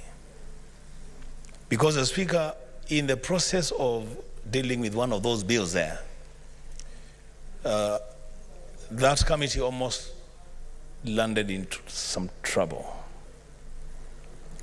We went into a place in my county, and because the people of Kitui love their senator. When they heard that we were coming for public participation on the Ndego bill, which they also grow in large numbers. As Speaker, a public participation that we expected would have maybe a maximum of 100 people. We ended up with more than 1,200 people. We processed the bill, but of course, as Speaker, you know, situations in our country are what they are. We had to find a way of taking care of the people that came for public participation. The Speaker, if the Senator of Kitui and the Chairman of the Agriculture Committee were not men of means, I don't know what would have happened to the image of the Senate on that day. So let us define that public participation for committees. When they go out to meet people for public participation, what kind of facilitation do we need to afford to the committee so that the image of the Senate is also not dented? On the statement, the report by the Devolution Committee, and the chairman is gone, but let it just go on record. The Speaker is to insist that this House is the anchor of devolution. If we don't get it right here, then we won't get it right anywhere else.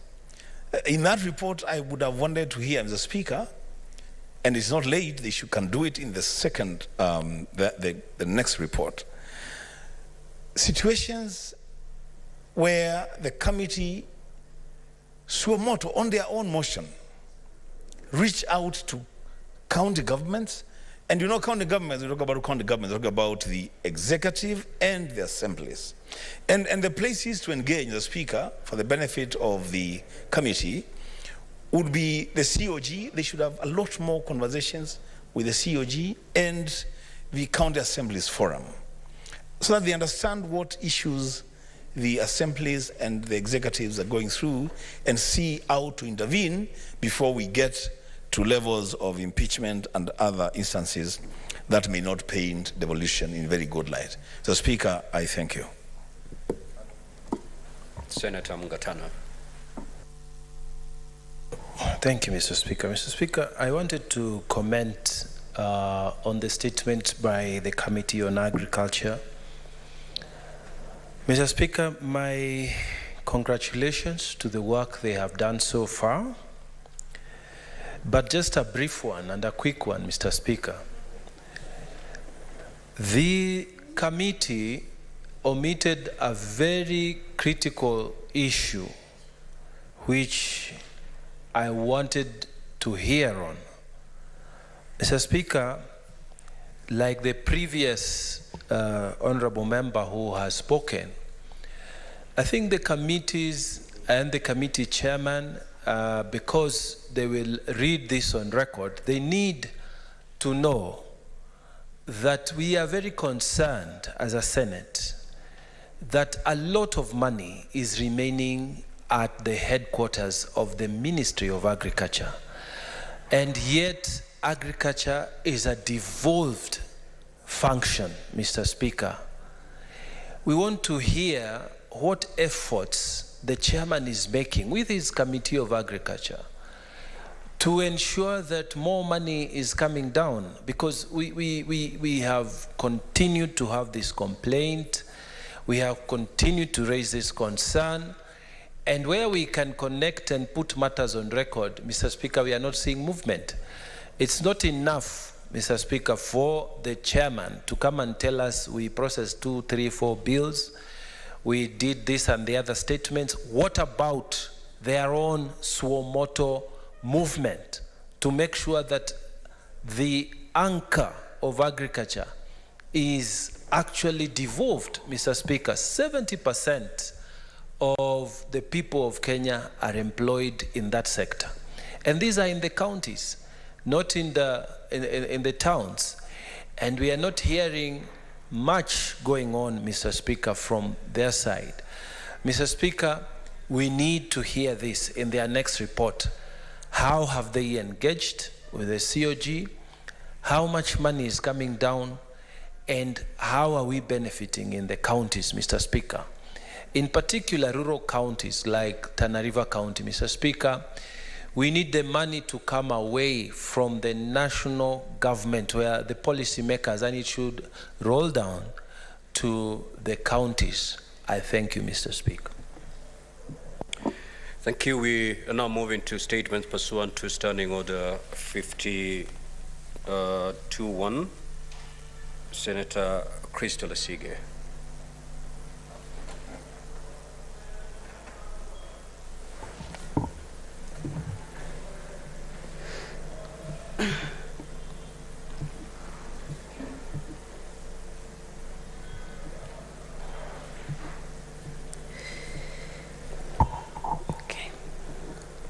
Thank you, Mr. Speaker.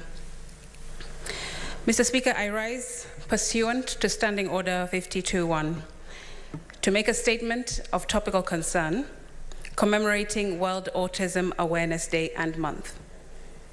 Mr. Speaker, World Autism Awareness Day is a global event observed annually on the 2nd of April and continues throughout the month. Its main purpose is to highlight the need to improve the quality of life for persons,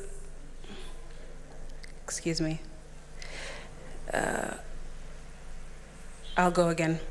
Autism spectrum disorder is a developmental disorder characterized by behavioral and communication challenges that impact a person's ability to navigate social interactions and also causes their repetitive and restricted behavior. Mr. Speaker, autism spectrum disorder is a developmental disorder characterized by challenges to communicate that impact their ability to navigate social interactions and also causes their restricted behavior.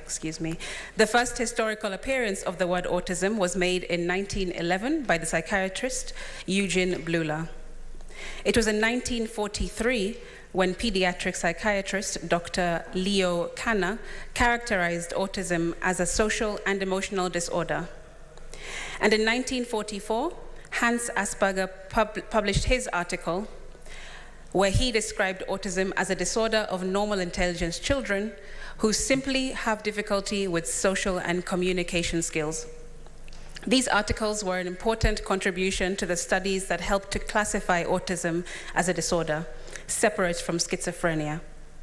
Mr. Speaker, it is important to note that as children with autism grow older, they face multiple obstacles because many do not speak or write or identify social cues as you or I do.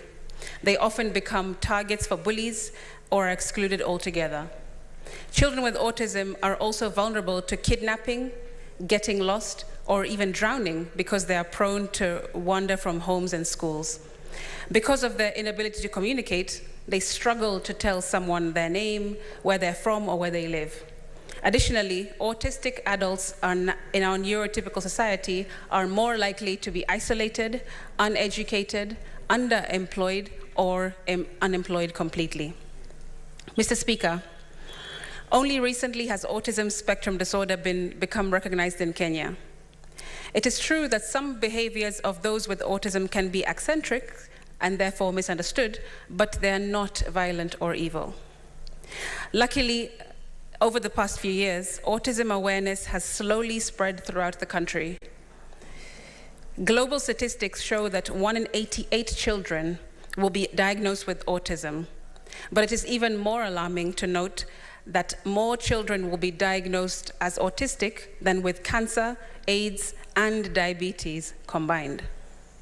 Mr. Speaker, autism affects approximately 4% of the Kenyan population.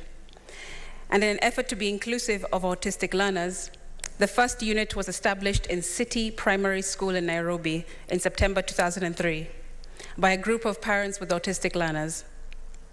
The unit currently has 40 learners whose ages range between 3 and 16 years. This is just a small percentage, however, of the over 500 learners within the Nairobi area alone who have been assessed and found to be autistic, but it is certain that there are more. Mr. Speaker, This means that most non-disabled children during their school years will come into contact with autistic learners. When this happens, it is our responsibility to make sure that they are understanding, accepting, and do not discriminate against those who are different from them. It goes without saying that public policy and sensitization is incredibly important through the Ministry of Education for teachers of autistic children to exercise more than anyone else, as this is an essential prerequisite for effective classroom management. Mr. Speaker, while the day celebrates the stories and lives with those with autism, it's important to remember that this is a lifelong condition with varying degrees of severity. Therefore, therapy for autistic learners would be best offered in schools because without it, it gives rise to further disadvantages to them and their families. Being that a lot of autistic learners are currently not receiving any therapy, as it is only offered in main government hospitals, it means that parents are forced to choose either frequent requests to their employers for days off, to travel long distances for therapy and risk losing their jobs, or left with no choice but to leave their autistic learners at home to fend for themselves.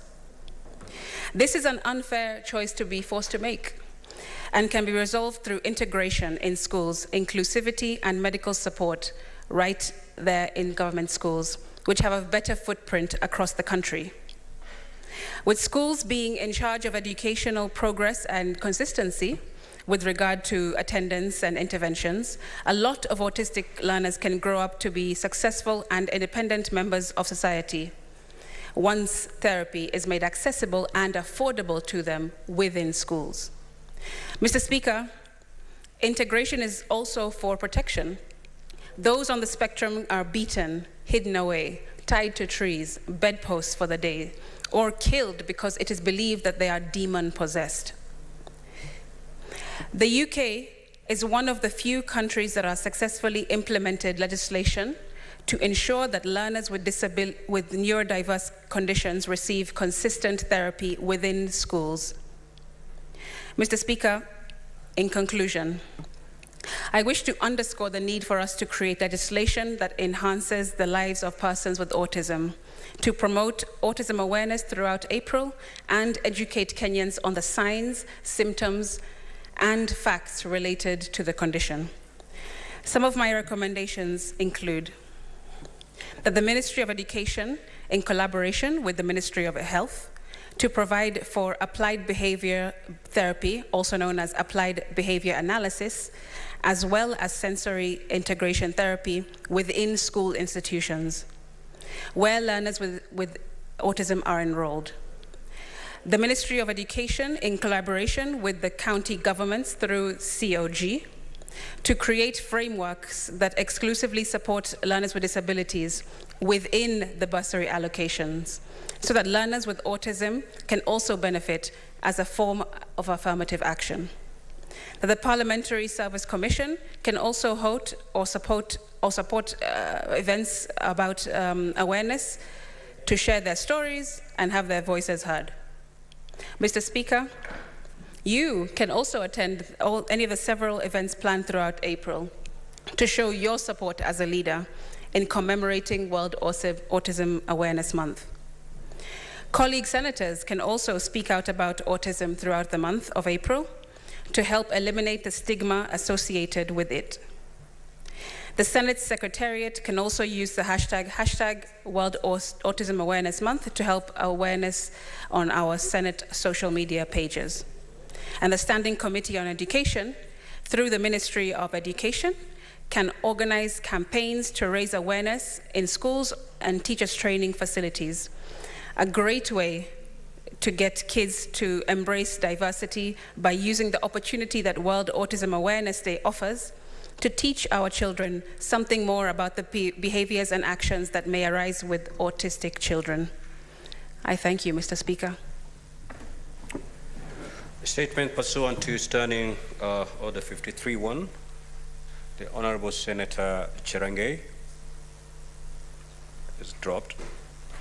The Senator for Kisumu, Senator Professor Tom Ojenda, that is also dropped. both, I think he had two statements. Senator Hamida Kibwana.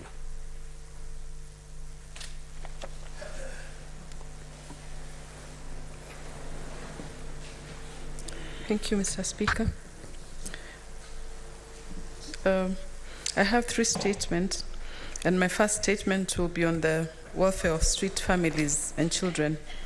Mr. Speaker, sir, I rise pursuant to Standing Order 553-1 to seek a statement from the Standing Committee on Labor and Social Welfare on the state of welfare of street families and children.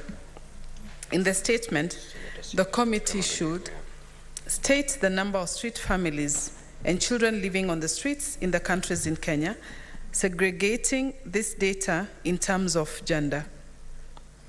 Number two, outline measures, if any, that the government has put in place to cater for the basic needs of such as shelter, food, healthcare, and the state of mental care to this special group of people. Number three, state measures, if any, to address the increasing number of street families and children, outlining programs in place of rehabilitate and reintegrate them into society. Number four, outline measures in place to protect street families and children from abuse and exploitation while living on the streets. Number five, state targeted interventions to prevent children from ending up on the streets in the first place, stating steps taken to ensure that street children have access to education and other opportunities to improve their future prospects.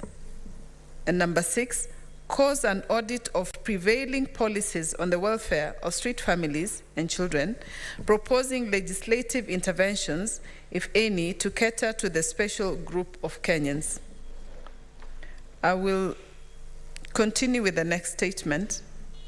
On claims of disposal of state-owned entities through privatization without the approval of Parliament. Mr. Speaker, sir, I rise pursuant to Standing Order 53-1 to seek a statement from the Standing Committee on Finance and Budget on claims of disposal of state-owned entities without the approval of Parliament. In the statement, the committee should clarify whether there are plans to dispose of state-owned Chemilil Sugar, South Nyanza Sugar, Nzoia Sugar, Miwani Sugar, Cabernet Hotel, Mount Elgon Lodge, Golf Hotel, Sunset Hotel Kisumu, Kenya Safari Lodges and Hotels, Consolidated Bank, Development Bank of Kenya, Agrochemical and Food Company, Kenya Wine Agencies, Kenya Meat Commission, and certain public universities through privatization without the approval of Parliament. Number two, state the policy behind the move to privatize these entities, disclosing plans, if any, to undertake public participation among relevant stakeholders. Number three, disclose the criteria used in choosing the entities, stating the valuation of each corporation and the expected proceeds from the proposed sale, and detail the procedures to be undertaken, stating the criteria for identifying potential buyers, as well as the terms and conditions of the sale. Mr. Speaker, I will continue with the last statement on Green Climate Fund's capacity building program for legislators in Kenya. Mr. Speaker, I rise pursuant to Standing Order 53-1 to seek a statement from the Standing Committee on Finance and Budget on the Green Climate Funds, that's GCF, Readiness Fund, for Kenya and how it could be used to support potential legislation and capacity building for senators. In the statement, the committee should Disclose the status of Kenya's readiness program for accessing GCF funding, disclosing steps being taken to ensure that Kenya is fully prepared to access and utilize these funds. Number 2, table Kenya's implementation strategy of the fund, stating plans, if any, to involve the Senate in its implementation. Number 3, state the specific requirements and criteria for accessing this fund for the development of climate-related legislation. Number 4, disclose the total amount available for capacity building for senators for the period 1st January to 31st December 2023, stating specific areas the readiness fund covers, timelines, and procedures for accessing the fund, and state measures, if any, to ensure that the GCF Readiness Fund is aligned with Kenya's national climate change priorities, stating ways in which this fund can support the development of a robust and sustainable climate finance architecture. I thank you, Mr. Speaker. Thank you, Senator Hamida. Seeing the Honorable Senator Wambua Enokio, you want to speak to one of the statements? Yes. All right, go ahead, sir. Thank you.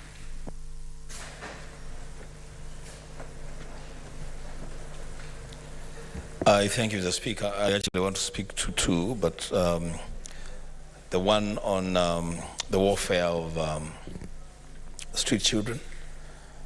Mr. Speaker, these children are Kenyan children. It is the responsibility, first of all, of the caregivers, whether parents or guardians, to take care of these children, because this is our future.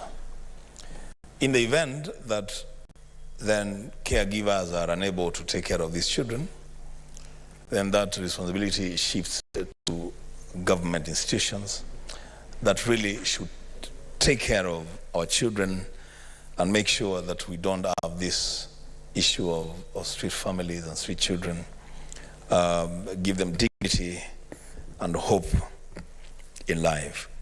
But Mr. Speaker, the statement that I want to spend a bit of time to speak to is a second statement on a decision by the executive to bypass Parliament in the process of privatizing parastatals.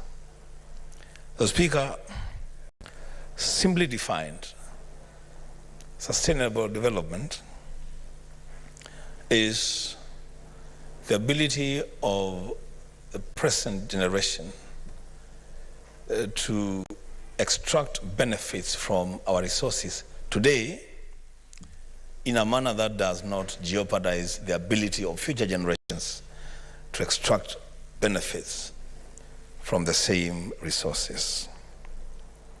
The Speaker, there is a reason why, as it is today, and I stand guided by my brother, Senator Mugatana, that the interpretation of the Constitution is not a matter to be undertaken by everyone. But the Speaker, as it were, there is a reason why parliamentary approval is necessary before we disperse public assets. Because, Mr. Speaker, in times of recession, like we are going through one now, where the situation does not look very good, the financial standing of a lot of government institutions is not very healthy. There is always the temptation to go for quick fixes, to do things today, fix a problem today without much thought on what is going to happen tomorrow.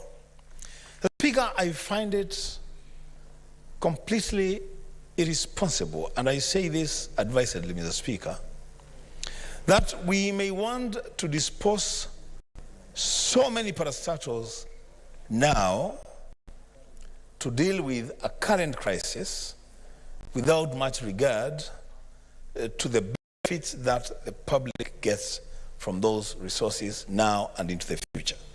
The Speaker, I want to go on record as the Senator of Kitui, and as a leader in this country, we have some parastatals in our region that have been earmarked for privatization. The Speaker, I want to say that the committee to which that statement will be forwarded must have serious thoughts about the role of Parliament in the process of privatizing public institutions. So, Mr. Speaker, we don't just accept to privatize today and deal with a problem that we are facing today, and then tomorrow, when the same problem comes, then we have no fallback position. Lastly, Mr. Speaker, and this I say again advisedly, governments will come. We have had governments before this one. There will be other governments later. But we have only one country called Kenya. Whatever we do, our decisions must not just begin and end with the aspirations of the government of the day. We have a country to look into and take care of. I thank you, Mr. Speaker, and I thank Senator Amida for bringing those statements so that we can have an honest and robust conversation.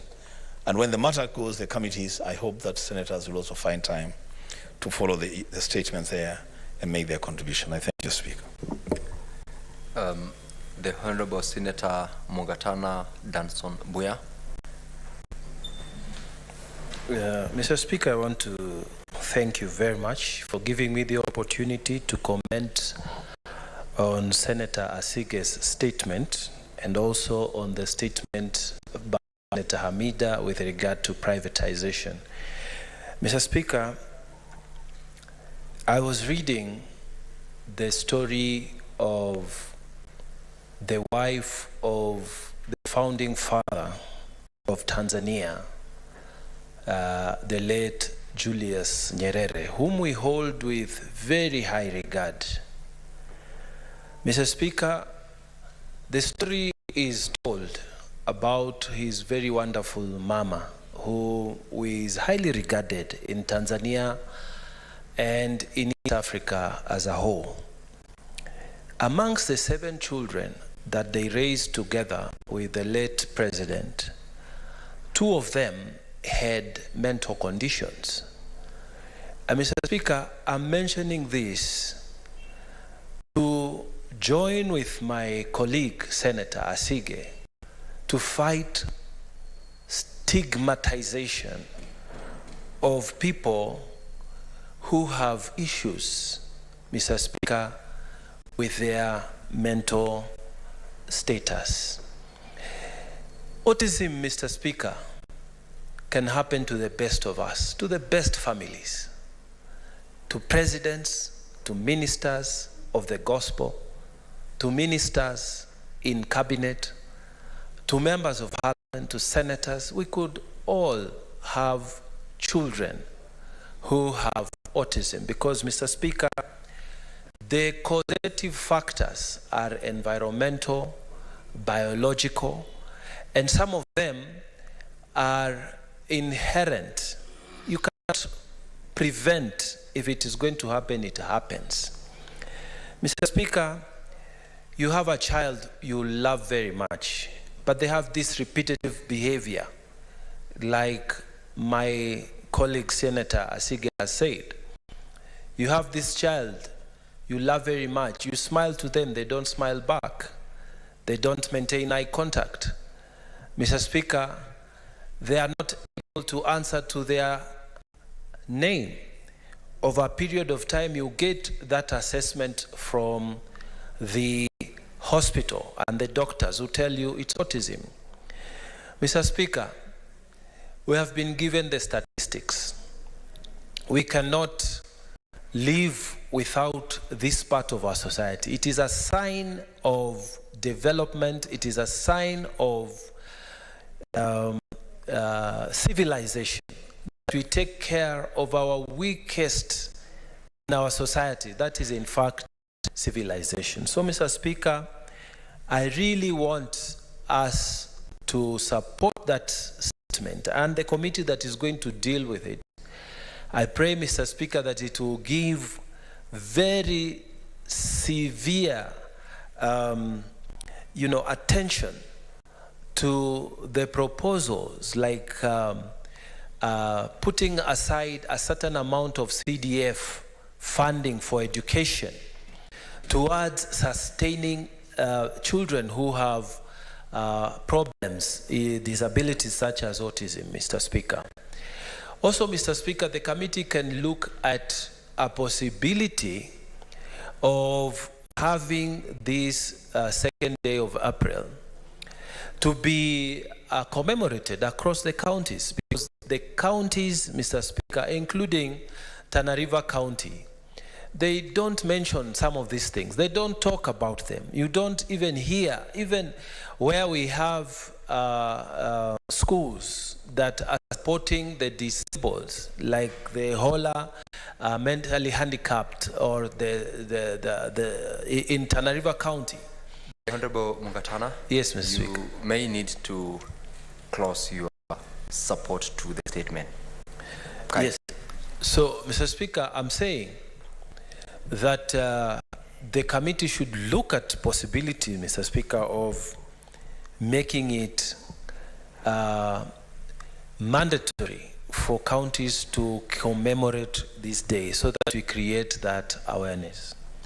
Mr. Speaker, I also wanted to make this observation on the issue of privatization without involving the Parliament.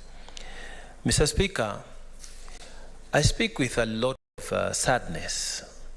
There was once in Tana River County the Hola Ginnery, which was owned by the National Irrigation Board, now National Irrigation Authority. Mr. Speaker, it was disposed of. Now when you go to that site, Mr. Speaker, it's a shell of the past. Nobody's employed there. Nothing is going on. It was sold off to people who then are just prospecting on the land which the machinery used to stand. Mr. Speaker, it should not happen again. The same story can be told of Kilifi Cashew Nuts factory. It was also government owned, Mr. Speaker, together with the people there. Mr. Speaker, it is a shell of its past. Disposing these assets without involving the voice of the people, Parliament, should be a no, Mr. Speaker. People's representatives must be involved. We must not surrender our power of oversight. We must know that those people who are interested in buying, why can't they buy shares and keep those assets moving? Because normally, Mr. Speaker, when the people purchase these shares, these items in privatization, the conditions are such that they just dispose machinery at throwaway prices. People lose jobs. Economies around those particular regions collapse. And at the end of it, those people who purchase those things, they end up just being speculators of the land on which those machineries stood for. And Mr. Speaker, those machineries were bought by public funds. So, Mr. Speaker, I think that decision must be really examined again, if it is there. And I'm urging the committee that will look into the question of privatization, that they must protect the interests of the people. They must, Mr. Speaker, also speak to the fact that those the enterprises that are seeking to be privatized they were giving jobs to people, they were running local economies. If at all we must go in that direction, then those jobs those local communities, those lifestyles that were created around those enterprises, we must find a way of sustaining them without destroying what the people invested in. I thank you, Mr. Speaker. Thank you, Senator Mugatana. Honorable members, when you're commenting, kindly limit your comments to maximum 2 minutes. Senator Orwoba, you had checked in as William Cheptumo, but I will allow you to comment and limit your comments to 2 minutes. Thank you, Mr. Speaker. Technology and faults. I don't know why my card is reading Cheptumo, but thank you for the opportunity. I would like to give a few remarks in support of Senator Hamida's statement on labor, on the state of welfare and the street families of children.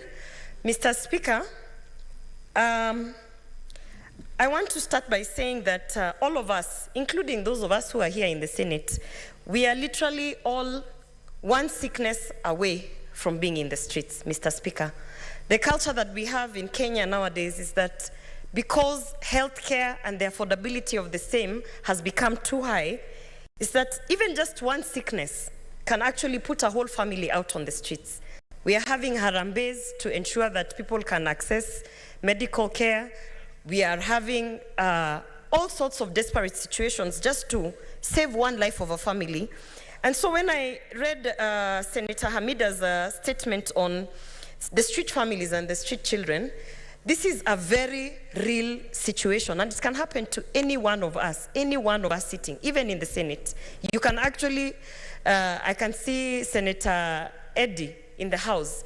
I want to say that it is as real as having Senator Eddie going out to the streets because of one sickness, Mr. Speaker. When this statement was actually presented to the floor of the House, being in the Labour Committee, I thought to myself, while we're looking at it on a social welfare kind of mitigation, Mr. Speaker, some issues have to be addressed, particularly the issue of job creation, Mr. Speaker. We are actually living in the times where we have to be intentional on creating jobs. And where do jobs come from, Mr. Speaker? They come from entrepreneurship. So it's all intertwined, Mr. Speaker. As much as this will be pushed to the Labour Committee, I find myself thinking, shouldn't the Education Committee also be part of it? Because our education should also be geared to a way that we are actually educating our children to be able to be entrepreneurs, to be able to stop looking for employment and start setting up businesses. So that while we are addressing the current situation of the street children and the street families by offering some form of social welfare, we are also mitigating that in the future, 10, 15 years, we are actually not going to have any Kenyan on the streets because they have a source of income, either through employment or through entrepreneurship, Mr. Speaker. I was actually thinking to myself, we talk about affordable housing. Affordable housing, which, as you know, Mr. Speaker, the Kenya Kwanza government is trying to implement, is one of the issues that needs to be really, really prioritized, Mr. Speaker. The street families are not out in the streets because they are not earning. Some of them actually earn. Some of them actually have jobs. But the problem is they cannot afford to even pay rent or have their homes wherever it is that they want to settle. So, Mr. Speaker, as I rise to support Senator Hamida's statement, I also want to say, Mr. Speaker, that please do not think of this as a narrow thing just to send to the Labour Committee. This is something that requires, it's a multifaceted issue. So even in terms of our education, how are we pushing for entrepreneurship? Mr. Speaker, I beg to support this statement. Thank you. Senator Okech Eddie Gisheru.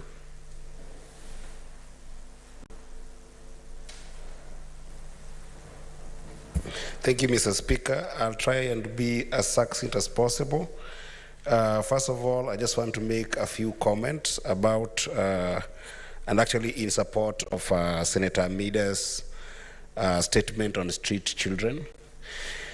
You know, the issue of street children in this country, Mr. Speaker, is one that perturbs me because it just shows inhumane nature of our government. Because these are children that, if you look at the average population that we have in our streets today, do not go beyond 15,000 to 20,000. then you have these 15 to 20,000 people in our streets who are kids born, rightfully so, with the enshrined rights in the Constitution of belonging to this country, and then they look like they're stateless. If there is one thing that the government can do that is innovative around dealing with the issue of street children, is to first of all give them a chance to be able to be registered. I think that registering these kids and even actually giving them IDs gives them a sense of belonging to a country that then every other thing can follow. So I think that with that issue of street children, what I would wish to see, even as this committee considers this statement, is how do we give these children a sense of belonging that they can also be Kenyans? Because when they are registered, they start enjoying being Kenyans with regards to any other aspect of their rights that is enshrined in the Constitution. That said, because of pressure of time, Mr. Speaker, I also wanted to make a comment or two about the issue of privatization. Mr. Speaker, you know, privatization of state entities is actually an issue of the will of the people of Kenya. It is not the will of the executive or the will of one arm of government.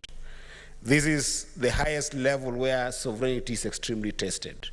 And Mr. Speaker, if you look at Article 94 of the Constitution, this particular role is given particularly to Parliament.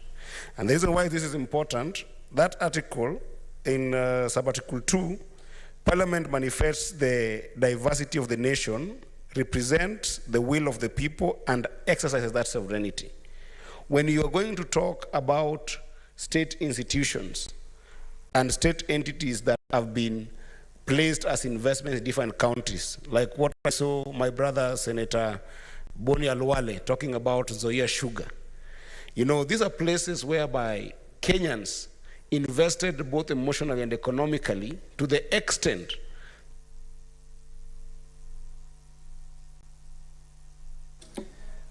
Senator Eddie,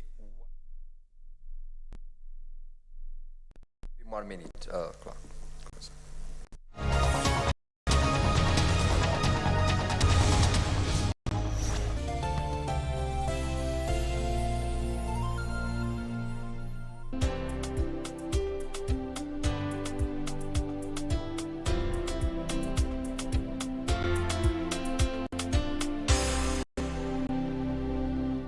Ni kubwa, ni mingi, ni tamu yako na ni moto.